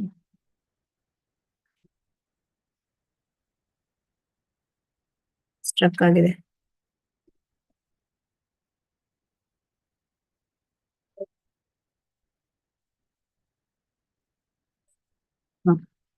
ಪವಿತ್ರ ಸ್ನಾನದ ಮುಹೂರ್ತ ಆ ತ್ರಿವೇಣಿ ಸಂಗಮದಲ್ಲಿ ಯಾವಾಗ ಮಧ್ಯಾಹ್ನ 1:15 ಕೀರ್ತನ ತಂಡ ತ್ರಿವೇಣಿಗೆ ಸಾಗಿತು. ಹತ್ತಿರ ಬಂದಂತೆ ಅವರು ನೀರಿಗಿಳಿಯುವ ತನಕ ಪೊಲೀಸರು ಹಾದಿಯನ್ನು ಸುಗಮಗೊಳಿಸಿಕೊಟ್ಟರು. ಸಂಜೆಯ ವೇಳೆಗೆ ಅವರು 8,000 ಗ್ರಂಥಗಳನ್ನು ವಿತರಿಸಿದರು. ಅವರು ಬಂದಾಗಿನಿಂದ ಇದೀಗ ಮೊದಲ ಬಾರಿಗೆ ಅವರ ಯಶಸ್ಸನ್ನು ಶ್ರೀಲ ಪ್ರಭುಪಾದರು ಕೊಂಡಾಡಿದರು. ಕೆಲವರು ಸನ್ಯಾಸಿಗಳು ಎಲ್ಲಾ ಗ್ರಂಥಗಳು ವಿತರಣೆಯಾಗುವವರೆಗೆ ಅಲ್ಲೇ ಉಳಿದಿರಬೇಕೆಂದು ಆಜ್ಞೆ ಮಾಡಿದರು. ಹೇಗೆ ಮೊದಲೆಲ್ಲ ಈ ಮೊಬೈಲ್ ಅಲ್ಲಿ ಅಥವಾ ಗೂಗಲ್ ನಲ್ಲಿ ಎಲ್ಲ ಸಿಗ್ತಿರ್ಲಿಲ್ಲ, ಪುಸ್ತಕವನ್ನು ಕೊಂಡುಕೊಂಡೇ ಓದ್ಬೇಕಾಯ್ತು. ಈಗ ಏನಾಯ್ತು, ಎಲ್ಲವನ್ನು ಮೊಬೈಲ್ ಅಲ್ಲಿ ಸಿಗ್ತದೆ ಅವರಿಗೆ. ಲ್ಯಾಪ್ಟಾಪ್ ಅಲ್ಲಿ ಎಲ್ಲ ಹುಡುಕಿ ಗೂಗಲ್ ಅಲ್ಲಿ ಸರ್ಚ್ ಮಾಡಿ ಅದನ್ನ ನೋಡ್ತಾರೆ. ಆದ್ರೆ ಅದಕ್ಕಿಂತ ಒಳ್ಳೇದೇನಂದ್ರೆ ಪುಸ್ತಕ ಕೊಂಡುಕೊಂಡು ಓದುವುದೇ ಉತ್ತಮ ಅಂತೇಳಿ ತಿಳಿಬೇಕು ನಾವು. ಈಗ ಇಲ್ಲಿ ನೋಡ್ಬೋದು ನಾವು ಎಷ್ಟು ಪುಸ್ತಕಗಳ ವಿತರಣೆಯನ್ನು ಮಾಡ್ತಾರೆ, ಅಂದ್ರೆ ಅಷ್ಟು ಜನರು ಕೂಡ ಭಕ್ತರಾಗ್ತಾರೆ ಅಂತೇಳಿ. ಮರುದಿನ ಬೆಳಿಗ್ಗೆ ಅನಾರೋಗ್ಯ ಪೀಡಿತರಾಗಿದ್ದರೂ ಶ್ರೀಲ ಪ್ರಭುಪಾದರು ವಾಯು ಸಂಚಾರಕ್ಕೆ ಹೋದರು. ಸುಮಾರು 25 ಮಂದಿ ಭಕ್ತರೊಂದಿಗೆ ನಿಧಾನವಾಗಿ ಸಾಗಿದರು. ಎತ್ತರದ ಸನ್ಯಾಸಿಗಳ ಮಧ್ಯೆ ಅವರು ಸಣ್ಣ ಗಾತ್ರದವರಾಗಿದ್ದರೂ ಕುಂಭಮೇಳದ ಯಾತ್ರಿಕರು ಅವರ ಮಹಿಮೆಯ ಸ್ಥಾನವನ್ನು ಗುರುತಿಸಿ ಭಕ್ತರ ಸಾಲಿನ ಮಧ್ಯೆ ನುಗ್ಗಿ ಅವರ ಮುಂದೆ ದೀರ್ಘದಂಡ ಪ್ರಣಾಮಗಳನ್ನು ಸಲ್ಲಿಸುತ್ತಿದ್ದರು. ಅಂದ್ರೆ ಪ್ರಭುಪಾದರು ಅವರ ಏನು ರುಟೀನ್ ಇದೆ, ಪ್ರತಿನಿತ್ಯ ಅವರು ಏನ್ ಮಾಡ್ಬೇಕು ಅದನ್ನೆಲ್ಲ, ಅವ್ರಿಗೆ ಅನಾರೋಗ್ಯ ಇದ್ರೂ ಕೂಡ ಅವರು ಮಾಡ್ತಾ ಇದ್ರು. ಬೆಳಗಿನ ಒಂದು ವಾಕಿಂಗ್ ಏನಿದೆ ಹಾಗೆ ಅವರು ಹೋಗ್ತಾ ಇದ್ರು. ಸೊ ಅಲ್ಲಿ 25 ಮಂದಿ ಭಕ್ತರಿದ್ರು ಅವರ ಜೊತೆಯಲ್ಲಿ. ಹೀಗೆ ಅವರು ವಾಕಿಂಗ್ ಹೋದುವಾಗ ಆ ಒಂದು ಕುಂಭಮೇಳದ ಯಾತ್ರಿಕರೆಲ್ಲ ಅಂದ್ರೆ ಪ್ರಭುಪಾದರ ಬಗ್ಗೆ ತಿಳಿದುಕೊಂಡಿದ್ರು. ಅವರ ಮಹಿಮೆಯ ತಿಳಿದುಕೊಂಡು ಗುರುತಿಸಿ ಅವರ ಮುಂದೆ ಬಂದು ದೀರ್ಘದಂಡ ಪ್ರಣಾಮಗಳನ್ನು ಸಲ್ಲಿಸ್ತಿದ್ರು. ಜನ ಬರುತ್ತಿದ್ದನ್ನು ಕೊಂಡು, ಅಂದ್ರೆ ಇಲ್ಲಿ ಯಾರೋ ಅವ್ರ ಜೊತೆಯಲ್ಲಿ ಹೋಗ್ತಾ ಇದ್ರಲ್ಲ ಪ್ರಭುಪಾದರ ಜೊತೆಯಲ್ಲಿ, ಅವರೆಲ್ಲ ಎತ್ತರದ ಸನ್ಯಾಸಿಗಳು. ಆದ್ರೂ ಪ್ರಭುಪಾದರು ಸಣ್ಣ ಗಾತ್ರದವರಾಗಿದ್ರು ಕೂಡ ಅವರಲ್ಲಿ ನೋಡಿ ಕೇಂದ್ರ ಬಿಂದು ಆಗಿದ್ರು. ಜನರು ಅವರನ್ನು ಗುರುತಿಸಿ ಬಂದು ಪ್ರಣಾಮಗಳನ್ನು ಸಲ್ಲಿಸ್ತಿದ್ರು. ಜನ ಬರುತ್ತಿದ್ದುದನ್ನು ಕಂಡು ಅವರು ನಡಿಗೆಯನ್ನು ನಿಲ್ಲಿಸಿ ಶಿಷ್ಯರ ಆಕ್ಷೇಪದ ನಡುವೆಯೂ ಆ ಜನರು ಪಾದಸ್ಪರ್ಶ ಮಾಡಲು ಅವಕಾಶ ಕೊಡುತ್ತಿದ್ದರು. ಅವರು ಆಗಲೇ ಕಾಯಿಲೆಯಿಂದ ನರಳುತ್ತಿದ್ದರು. ಅಲ್ಲದೆ ಪಾತಕಿಗಳು ಪಾದಸ್ಪರ್ಶ ಮಾಡಿದರೆ ಭಕ್ತನ ಆರೋಗ್ಯ ಕೆಡಬಹುದೆಂದು ಅವರು ತಮ್ಮ ಗ್ರಂಥಗಳಲ್ಲಿ ವಿವರಿಸಿದ್ದರು. ಆದರೂ ಈಗ ಅವರು ಆಕ್ಷೇಪಿಸಲಿಲ್ಲ. ಅಂದ್ರೆ ಯಾರಾದ್ರೂ ಆಗ್ಲಿ ಪಾದಸ್ಪರ್ಶ ಮಾಡಬಾರ್ದು ಅಂತೇಳಿ, ಅಂದ್ರೆ ಈ ರೀತಿಯಾಗಿ, ಅಂದ್ರೆ ಪಾದಸ್ಪರ್ಶ ಮಾಡಿದ್ರೆ ಏನಾಗುತ್ತೆ, ಯಾರು ಪಾದಸ್ಪರ್ಶ ಮಾಡಿರ್ತಾರೆ ಅವ್ರೇನಾದ್ರು ಪಾತಕಿಗಳಾದ್ರೆ ಅವರ ಪಾಪ ಬರ್ತದೆ ಅಂತೇಳಿ ಹಾಗೆ. ಆದ್ರೆ ಇಲ್ಲಿ ಪ್ರಭುಪಾದರು ಅವ್ರನ್ನೆಲ್ಲ ಪಾದಸ್ಪರ್ಶ ಮಾಡ್ಲಿಕ್ಕೆ ಅವಕಾಶ ಕೊಟ್ಟಿದ್ರು. ಸೊ ಇಲ್ಲಿ ಭಕ್ತರಿಗೆ ಮಾತ್ರ ಅದು ಸ್ವಲ್ಪ ಇದಾಯ್ತು, ಯಾಕಂದ್ರೆ ಮತ್ತಷ್ಟು ಅವರ ಆರೋಗ್ಯ ಕೆಡಬಹುದು ಅಂತ ಹೇಳಿ. ಯಾಕಂದ್ರೆ ಅವರೇ ಅದನ್ನ ಗ್ರಂಥಗಳಲ್ಲಿ ವಿವರಿಸಿದ್ರು. ಶ್ರೀಲ ಪ್ರಭುಪಾದರು ಜನವರಿ 21ರವರೆಗೆ ಕುಂಭಮೇಳದಲ್ಲಿರಬೇಕೆಂದು ಗೊತ್ತುಪಡಿಸಲಾಗಿತ್ತು. ಆದರೆ ಅವರು ತಮ್ಮ ಆರೋಗ್ಯಕ್ಕೆ ಅನುಕೂಲವಾಗುವ ಬೇರೊಂದು ಜಾಗಕ್ಕೆ ಹೋಗಬೇಕೆಂದು ಶಿಷ್ಯರು ಒತ್ತಾಯ ಮಾಡತೊಡಗಿದರು. ಅವರು ಅಷ್ಟೊಂದು ವ್ಯಾಧಿಗ್ರಸ್ತರಾಗಿದ್ದುದನ್ನು ಅವರೆಲ್ಲ ನೋಡಿದ್ದೇ ಅಪರೂಪ. ಆದ್ದರಿಂದ ಅವರಿಗೆ ತಳಮಳವಾಗಿತ್ತು. ಆದರೆ ನನ್ನ ಒಂದೇ ಆಸೆ ಎಂದರೆ ಇಷ್ಟೊಂದು ಜನರಿಗೆ ತಿಳುವಳಿಕೆ ನೀಡಬಹುದಲ್ಲ ಎಂಬುದು ಶ್ರೀಲ ಪ್ರಭುಪಾದರು ಹೇಳಿದರು. ಅಂದ್ರೆ ಅವರು ಕುಂಭಮೇಳದಲ್ಲಿ ಇದ್ರು, ಬಟ್ ಅವರಿಗೆ ಅಲ್ಲಿ ಆ ಒಂದು ಹವೆ ಏನಿತ್ತು ಅವರಿಗೆ ಅನುಕೂಲಕರವಾಗಿರ್ಲಿಲ್ಲ. ಆರೋಗ್ಯಕ್ಕೆ ತುಂಬಾ ತೊಂದರೆ ಆಗ್ತಾ ಇತ್ತು. ಶಿಷ್ಯರು ಹೇಳ್ತಾ ಇದ್ರು, ಬೇಡ ನಾವು ಬೇರೊಂದು ಜಾಗಕ್ಕೆ ಹೋಗುವ ಅಂತೇಳಿ. ಆದ್ರೆ ಅವರು ಕೇಳ್ತಾ ಇರ್ಲಿಲ್ಲ, ಯಾಕಂದ್ರೆ ಅವರಿಗೆ ಜನರಿಗೆ ಪ್ರಚಾರ ಮಾಡ್ಬೇಕು, ಪ್ರಚಾರ ಕಾರ್ಯದಲ್ಲಿ ತೊಡಗಿಕೊಳ್ಬೇಕು ಅಂತೇಳಿ. ಹರೇ ಕೃಷ್ಣ ಚಳವಳಿಯ ಗುರು ಶ್ರೀಲ ಪ್ರಭುಪಾದರು ಗಂಗಾದ್ವೀಪದಲ್ಲಿದ್ದಾರೆ ಎಂಬ ಸುದ್ದಿ ಹರಡಲಾರಂಭಿಸಿತ್ತು. ಅವರನ್ನು ಕಾಣಲು ಇನ್ನೂ ಹೆಚ್ಚು ಜನ ಬರತೊಡಗಿದರು. ಕುಂಭಮೇಳಕ್ಕೆ ಬರುವವರು ಭಾರತದ ಎಲ್ಲಾ ಸಾಧುಗಳು ಗುರುಗಳು ಅಲ್ಲಿರುತ್ತಾರೆಂದು ನಿರೀಕ್ಷಿಸುತ್ತಾರೆ. ಆದುದರಿಂದ ತಾವು ಅಲ್ಲಿ 21ನೇ ತಾರೀಕಿನವರೆಗೆ ಇರಬೇಕಾದದ್ದು ಅನಿವಾರ್ಯ ಎಂದು ಶ್ರೀಲ ಪ್ರಭುಪಾದರು ಹೇಳಿದರು. ಸೊ ಇಲ್ಲಿ ಪ್ರಭುಪಾದರು ಗಂಗಾದ್ವೀಪದಲ್ಲಿ ಇದ್ದಾರೆ ಅಂತ ಹೇಳಿ ತಿಳಿದು ಹೆಚ್ಚು ಹೆಚ್ಚು ಜನ ಅವರನ್ನು ನೋಡ್ಲಿಕ್ಕೆ ಬರ್ತಾ ಇದ್ರು. ಹಾಗಾಗಿ ಪ್ರಭುಪಾದರು ನಿರ್ಧಾರ ಮಾಡ್ತಾರೆ 21 ತಾರೀಕುವರೆಗೆ ಅಲ್ಲೇ ಇರುವುದು, ಜನವರಿ 21 ತಾರೀಕಿನವರೆಗೆ ಅಲ್ಲೇ ಇರುವುದು ಅಂತ ಹೇಳಿ. ಯಾಕೆಂದ್ರೆ ಆ ಕುಂಭಮೇಳಕ್ಕೆ ಭಾರತದ ಎಲ್ಲಾ ಸಾಧುಗಳು ಗುರುಗಳು ಅಲ್ಲಿರುತ್ತಾರೆ ಹೇಳಿ ನಿರೀಕ್ಷಿಸುತ್ತಾರೆ ಜನರು. ರಾಮೇಶ್ವರರು ಅವರಿಗೆ ಸಲಹೆ ಕೊಡಲು ಯತ್ನಿಸಿದರು. ಶ್ರೀಲ ಪ್ರಭುಪಾದರು ಈ ಜನರಿಗೆ ದರ್ಶನವನ್ನು ಕೊಡುವುದಕ್ಕಿಂತ ಹೆಚ್ಚಿನ ಮಹತ್ವದ ವಿಷಯ ಹೊಂದಿದೆ. ನೀವು ಪುಸ್ತಕಗಳನ್ನು ಬರೆಯುವುದು. ಇಲ್ಲಿ ಕೆಲವೇ ಸಾವಿರ ಜನರು ನಿಮ್ಮ ದರ್ಶನ ಭಾಗ್ಯ ಪಡೆಯಬಹುದು. ಆದ್ರೆ ನೀವು ಬರೆದು ಮುಗಿಸಿದರೆ ನಾವು ಲಕ್ಷಾಂತರ ಜನರಿಗೆ ಪುಸ್ತಕಗಳನ್ನು ಹಂಚುತ್ತೇವೆ. ಆಗ ಲಕ್ಷಾಂತರ ಜನರಿಗೆ ನಿಮ್ಮ ದರ್ಶನವಾಗುತ್ತದೆ. ಇಲ್ಲಿ ಆದರೂ ಬರೆಯಲು ಸರಿಯಾದ ಸೌಲಭ್ಯಗಳಿಲ್ಲ. ಹವೆ ತುಂಬಾ ಶೀತದ್ದು. ನಿಮ್ಮ ದೇಹ ಪ್ರಕೃತಿಯು ನೆಟ್ಟಗಿಲ್ಲ. ನಾವು ಭುವನೇಶ್ವರಕ್ಕೆ ಹೋಗೋಣ. ಅಲ್ಲಿ ಬೆಚ್ಚನೆಯ ಹವೆ ಇದೆ. ಒಳ್ಳೆಯ ನೀರು ಕೂಡ ಸಿಗುತ್ತದೆ. ಸೊ ಇಲ್ಲಿ ರಾಮೇಶ್ವರರು ಅವರಿಗೆ ಸಲಹೆಯನ್ನು ಕೊಡ್ತಾರೆ. ಏನ್ರೆ ನೀವು ಪುಸ್ತಕವನ್ನು ಬರೆದು ಕಂಪ್ಲೀಟ್ ಮಾಡಿದ್ರೆ ಅದು ಲಕ್ಷಾಂತರ ಜನಕ್ಕೆ ತಲುಪುತ್ತೆ. ಲಕ್ಷಾಂತರ ಜನ ನಿಮ್ಮ ದರ್ಶನ ಆಗ್ತದೆ ಅವರಿಗೆಲ್ಲ ಅಂತ ಹೇಳಿ. ಯಾಕೆಂದ್ರೆ ಆ ಒಂದು ಕುಂಭಮೇಳದಲ್ಲಿ ಹೇಗೆ ಆ ಒಂದು ಹವೆ ಹೇಗಿತ್ತು, ಅದು ತುಂಬಾ ಶೀತದ್ದಾಗಿತ್ತು. ಅಲ್ಲಿ ಅವರಿಗೆ ಅದು ಅನಾರೋಗ್ಯ ತರ್ತಾ ಇತ್ತು. ಹಾಗೆ ಭುವನೇಶ್ವರಕ್ಕೆ ಹೋದ್ರೆ ಅಲ್ಲಿ ಒರಿಸ್ಸಾಗೆ ಹೋಗುವಂಥದ್ದು. ಒರಿಸ್ಸಾಗೆ ಹೋದ್ರೆ ಅಲ್ಲಿ ಬೆಚ್ಚನೆಯ ಹವೆ ಇದೆ, ಒಳ್ಳೆಯ ನೀರು ಕೂಡ ಇದೆ ಅಂತ ಹೇಳಿ. ಭುವನೇಶ್ವರದ ಒಂದು ಸರೋವರದ ನೀರಿಗೆ ಔಷಧೀಯ ಸತ್ವವಿದೆ ಎಂದು ನಂಬಲಾಗಿರುವ ವಿಷಯವನ್ನು ಹೇಳಿ ಶ್ರೀಲ ಪ್ರಭುಪಾದರು ಈ ಹಿಂದೆಯೇ ಭುವನೇಶ್ವರದ ಪ್ರಸ್ತಾವ ಮಾಡಿದ್ದರು. ಕೆಲವು ಸಾವಿರ ಯಾತ್ರಿಕರ ಅನುಕೂಲಕ್ಕಾಗಿ ಅಲಹಾಬಾದಿನಲ್ಲೇ ಉಳಿಯುವುದಕ್ಕಿಂತ ಅವರ ಬರವಣಿಗೆ ಹೆಚ್ಚು ಉಪಯುಕ್ತವಾದದ್ದು ಎಂಬ ವಾದ ಅವರ ಮನಸ್ಸಿಗೆ ಹಿಡಿಸಿತ್ತು. ಕಾಯಿಲೆಯಿಂದ ನರಳುತ್ತಿರುವ ಸಂದರ್ಭದಲ್ಲಿ ಕೂಡ ಅಲಹಾಬಾದಿನಲ್ಲಿ ಉಳಿಯುವ ದೃಢ ಸಂಕಲ್ಪ ಕೈಗೊಂಡದ್ದು ಅವರ ಖಾಸಗಿ ಸಿಬ್ಬಂದಿಯ ಭಕ್ತರಿಗೆ ಅಂದರೆ ಕಾರ್ಯದರ್ಶಿ, ಸೇವಕ ಮತ್ತು ಅಡುಗೆಯವರಿಗೆ ತುಂಬಾ ಯಾತನಾಮಯವಾಗಿತ್ತು. ಹೀಗೆ ರಾಮೇಶ್ವರರು ಹೇಳಿದ್ದು ಸರಿ ಅಂತ ಕಾಣಿಸಿತು ಪ್ರಭುಪಾದರಿಗೆ. ಸರಿ, ಇಲ್ಲಿ ಈಗ ಕೆಲವು ಭಕ್ತರಿಗೋಸ್ಕರ ಇಲ್ಲಿ ಇರೋದು ಸರಿ, ಇದಕ್ಕಿಂತ ಒಂದು ಬರವಣಿಗೆ ಮಾಡೋದೇ ಒಳ್ಳೇದು ಅಂತೇಳಿ ಅವರಿಗೆ ಅನಿಸಿತು. ಕೊನೆಗೆ ಪ್ರಭುಪಾದರು ಹೊರಡಲು ಒಪ್ಪಿಕೊಂಡರು. ಗುರುದಾಸರನ್ನು ಭಾಗವತರನ್ನು ಕರೆದು ಚಪ್ಪರದ ಅವ್ಯವಸ್ಥೆಗಾಗಿ ಕೊನೆಯ ಬಾರಿಗೆ ಅವರನ್ನು ಬೈದರು. ಅನಂತರ 15ನೇ ತಾರೀಕು ಮಧ್ಯಾಹ್ನ ಹೊರಡಲು ಸಿದ್ಧರಾದರು. ರಾಮೇಶ್ವರ ಮತ್ತು ಗುರುದಾಸರು ಟಿಕೆಟ್ ತರಲು ನಿಲ್ದಾಣಕ್ಕೆ ಹೋದರು. ಆದರೆ ಅನೇಕ ವಾರಗಳವರೆಗೆ ಜಾಗ ಸಿಕ್ಕುವುದಿಲ್ಲವೆಂಬುದು ತಿಳಿಯಿತು. ರೈಲ್ವೆ ಕಾರೊಂದನ್ನೇ ಅದ್ಭುತವಾಗಿ ಸಂಸ್ಕರಿಸಿ ನಿರ್ಮಿಸಿದ್ದ ಅಲ್ಲಿಯ ರೈಲ್ವೆ ಆಫೀಸಿಗೆ ಹೋಗಿ ವಿಶೇಷ ಸೌಲಭ್ಯ ಏನಾದರೂ ಇದೆಯೇ ಎಂದು ತಿಳಿಯಲು ಯತ್ನಿಸಿದರು. ಅಲ್ಲಿ ಆಕಸ್ಮಿಕವಾಗಿ ಮುಂಬೈ ಗೆಳೆಯರಾದ ಗುಪ್ತರ ಭೇಟಿಯಾಯಿತು. ಪ್ರಭುಪಾದರ ಅನಾರೋಗ್ಯದ ವಿಷಯವನ್ನು ಕೂಡಲೇ ಕಲ್ಕತ್ತೆಗೆ ತೆರಳಬೇಕೆಂಬ ಅವರ ಆಶಯವನ್ನು ವಿವರಿಸಿದರು. ಸೊ ಇಲ್ಲಿ ಇವರು ರೈಲು ಟಿಕೆಟ್ ಎಲ್ಲ ಅಂದ್ರೆ ಸಿಗ್ತಾ ಇಲ್ಲ, ಫುಲ್ ಮುಗ್ದಿದೆ. ಹಾಗಾಗಿ ಏನಾಯ್ತು, ಪ್ರಭುಪಾದರ ಶಿಷ್ಯರು ಗೆಳೆಯರು ಗುಪ್ತರ ಒಂದು ಭೇಟಿ ಆಗುತ್ತೆ. ಮತ್ತೆ ಗುಪ್ತರು ಮುಂಬೈಗೆ ಫೋನ್ ಹಚ್ಚಿ ಮುಂಬೈಯಿಂದ ಅಲಹಾಬಾದಿಗೆ ಬರುತ್ತಿದ್ದ ಒಂದು ಟ್ರೈನಿಗೆ ಒಂದು ಪ್ರಥಮ ದರ್ಜೆಯ ಕೋಚ್ ಅನ್ನು ಸೇರಿಸಲು ವ್ಯವಸ್ಥೆ ಮಾಡಿದರು. ಸೊ ಇಲ್ಲಿ ಗುಪ್ತರು ಆ ವ್ಯವಸ್ಥೆಯನ್ನು ಮಾಡ್ತಾರೆ, ಟ್ರೈನಿನ ವ್ಯವಸ್ಥೆ. ಭಕ್ತರು ಗುಪ್ತರಿಗೆ ಹಾರ್ದಿಕ ಧನ್ಯವಾದಗಳನ್ನು ಅರ್ಪಿಸಿದರು. ಈಗ ಅವರಿಗೆ ಸಿಕ್ಕಿರುವ ರಾಜವಾಹನದಂತಹ ಕೋಚಿನಲ್ಲಿ ಅಖಿಲ ಭಾರತ ಪ್ರವಾಸವನ್ನು ಕೈಗೊಳ್ಳಬಹುದು ಎಂದು ಶ್ರೀ ಗುಪ್ತ ಸೂಚಿಸಿದರು. ಅಂತಹದೊಂದು ರೈಲು ಕಾರನ್ನು ಬಾಡಿಗೆಗೆ ಅಥವಾ ಕೊಳ್ಳಲು ಸಾಧ್ಯವೇ ಎಂಬ ಬಗೆಗೆ ಶಿಷ್ಯರು ಅವರೊಂದಿಗೆ ಮಾತುಕತೆ ನಡೆಸಿದರು. ಸದ್ಯಕ್ಕಂತೂ ಪವಾಡವನ್ನು ಮಾಡಲಾಗಿತ್ತು. ಕುಂಭಮೇಳದ ಜಂಗುಳಿಯಿಂದ ಶ್ರೀಲ ಪ್ರಭುಪಾದರನ್ನು ಕಲ್ಕತ್ತೆಗೆ ಕರೆದೊಯ್ಯುವ ಕೋಚ್ ಸಿದ್ಧವಾಯಿತು. ಈ ರೀತಿಯಾಗಿ ಒಂದು ಕುಂಭಮೇಳದಿಂದ ಅವರು ಕಲ್ಕತ್ತೆಗೆ ಹೊರಡ್ತಾರೆ. ಅಂದ್ರೆ ಅವರಿಗಾಗಿ ವಿಶೇಷವಾಗಿ ರೈಲಿನಲ್ಲಿ ವ್ಯವಸ್ಥೆಯನ್ನು ಮಾಡ್ತಾರೆ ಯಾರು, ಗುಪ್ತರು.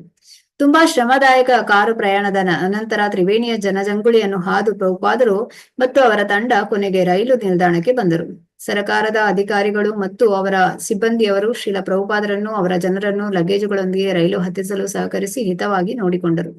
ಭಕ್ತರ ದೃಷ್ಟಿಯಲ್ಲಿ ಇದು ಜಗತ್ತಿನ ಅತ್ಯಂತ ಮಹತ್ವದ ವ್ಯಕ್ತಿಯಾದ ಶುದ್ಧ ಭಗವದ್ಭಕ್ತನೊಬ್ಬನಿಗೆ ತೋರಿಸಬೇಕಾದ ಸೂಕ್ತ ಗೌರವ ಎನಿಸಿತು.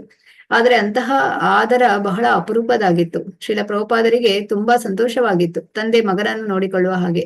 ಶ್ರೀಲ ಪ್ರಭುಪಾದರನ್ನು ಪ್ರೀತಿಯಿಂದ ಸೇವಿಸಿದ ಶ್ರೀ ಗುಪ್ತರಿಗೆ ಧನ್ಯವಾದಗಳನ್ನು ಅರ್ಪಿಸುವ ಒಂದು ಪತ್ರವನ್ನು ಟೈಪ್ ಮಾಡುವಂತೆ ಕಾರ್ಯದರ್ಶಿಗೆ ತಿಳಿಸಿದರು. ಮಾಯಾಪುರದಲ್ಲಿ ನಡೆಯಲಿರುವ ಗೌರ ಪೂರ್ಣಿಮಾ ಉತ್ಸವಕ್ಕೆ ಗುಪ್ತ ದಂಪತಿಗಳನ್ನು ಆಹ್ವಾನಿಸಿದರು. ಅಂದ್ರೆ ಈಗ ನೀವು ನೋಡ್ಬೋದು, ಬೇಕಾದ ರೀತಿಯಲ್ಲಿ ನಮ್ಗೆ ಪ್ರಯಾಣಕ್ಕೆ ಎಲ್ಲ ಸೌಲಭ್ಯಗಳಿದೆ.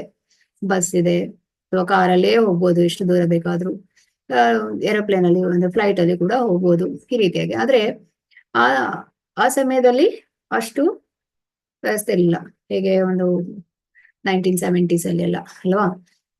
ಆಗ ಏನಾಯ್ತು, ಒಂದು ಕಡೆಯಿಂದ ಇನ್ನೊಂದು ಕಡೆಗೆ ಹೋಗ್ಬೇಕಂತ ಹೇಳಿದ್ರೆ ಒಂದು ಲೆಕ್ಕದ್ದು ಏನ್ ಹೇಳ್ತಾರೆ, ಹೆಚ್ಚು ಸೌಲಭ್ಯಗಳು ಇರ್ತಾ ಇರ್ಲಿಲ್ಲ.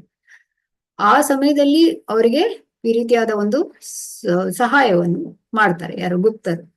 ಹಾಗೆ ಅವರಿಗೆ ಒಂದು ಕೃತಜ್ಞತೆಯನ್ನು ಸಲ್ಲಿಸುವ ಒಂದು ಪತ್ರವನ್ನು ಟೈಪ್ ಮಾಡ್ತಾರೆ.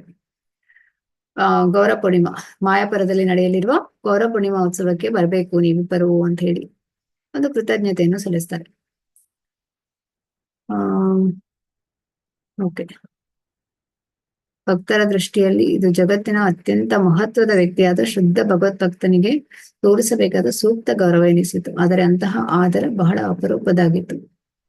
ಶ್ರೀಲ ಪ್ರಭುಪಾದರಿಗೆ ತುಂಬಾ ಸಂತೋಷ ಆಗಿತ್ತು, ತಂದೆ ಮಗನನ್ನು ನೋಡಿಕೊಳ್ಳುವ ಹಾಗೆ. ಶ್ರೀಲ ಪ್ರಭುಪಾದನ್ನು ಪ್ರೀತಿಯಿಂದ ಸೇವಿಸಿದ ಶ್ರೀ ಭಕ್ತರಿಗೆ ಧನ್ಯವಾದಗಳನ್ನು ಅರ್ಪಿಸ. ಅಂದ್ರೆ ಯಾವಾಗಲೂ ಕೂಡ ಅದೇ ಹೇಳ್ತಾರಲ್ಲ, ಭಕ್ತರು ಸಹಾಯವನ್ನು ಕೇಳಿದಾಗ ಭಕ್ತರಿಗೆ ನಾವು ಸಹಾಯ ಮಾಡ್ಲಿಕ್ಕೆ ತುದಿ ಕಾಲಿನಲ್ಲಿ ಇರ್ಬೇಕು ಅಂತೇಳಿ. ಯಾಕಂದ್ರೆ ಯಾವುದೇ ಒಂದು ಈಗ ಹಿರಿಯ ಭಕ್ತರು ಏನಾದ್ರೂ ಒಂದು ಸೇವೆಯನ್ನು ಕೊಟ್ಟಾಗ ಕೂಡ ನಾವು ಆಗುದಿಲ್ಲ ಅಂತ ಹೇಳ್ಬಾರ್ದಂತೆ. ಎಷ್ಟೇ ನಮಗೆ ಸಮಯದ ಒಂದು ಅಭಾವ ಇದ್ರೂ ಕೂಡ ಅದು ಮಾಡ್ಬೇಕು, ಹಿರಿಯ ಭಕ್ತರಿಗೆ ಸೇವೆಯನ್ನು ಸಲ್ಲಿಸಬೇಕು ಅಂತ ಇದನ್ನ ನಾವು ಇಲ್ಲಿ ತಿಳಿಬಹುದು. ಗುಪ್ತರು ಹೇಗೆ ಶ್ರೀಲ ಪ್ರಭುಪಾದರಿಗೆ ಒಂದು ವ್ಯವಸ್ಥೆಯನ್ನು ಮಾಡಿಕೊಡ್ತಾರೆ. ಕಲ್ಕತ್ತೆಯ ಪ್ರಯಾಣ ಕಾಲದಲ್ಲಿ ಶ್ರೀಲ ಪ್ರಭುಪಾದರು ಕುಂಭಮೇಳದಲ್ಲಿ ಇಸ್ಕಾನ್ ಚಪ್ಪರದ ಅವ್ಯವಸ್ಥೆಯ ಬಗೆಗೆ ತಮ್ಮ ಅಸಂತೋಷವನ್ನು ಪುನರುಚ್ಚರಿಸಿದರು. ಹರೇ ಕೃಷ್ಣ ಚಪ್ಪರಕ್ಕೆ ಬರುತ್ತಿದ್ದ ಸಾವಿರಾರು ಅತಿಥಿಗಳಿಗೆ ಪ್ರಸಾದವನ್ನೇ ಕೊಟ್ಟಿರಲಿಲ್ಲ. ಇಂತಹ ಕಹಿ ಘಟನೆ ಮತ್ತೆ ನಡೆಯಬಾರದೆಂಬ ದೃಷ್ಟಿಯಿಂದ ಅವರು ಎಲ್ಲಾ ಇಸ್ಕಾನ್ ದೇವಾಲಯಗಳ ಅಧ್ಯಕ್ಷರುಗಳಿಗೆ ಒಂದು ಪತ್ರವನ್ನು ಬರೆಸಿದರು. ಸೊ ಇಲ್ಲಿ ಹಾಗಾಗಿ ಈಗ ನೀವು ಎಲ್ಲಾ ಇಸ್ಕಾನ್ ದೇವಾಲಯಕ್ಕೆ ಭೇಟಿ ಕೊಟ್ಟಾಗ ಅಲ್ಲಿ ಪ್ರಸಾದದ ವ್ಯವಸ್ಥೆ ಇರ್ತದೆ.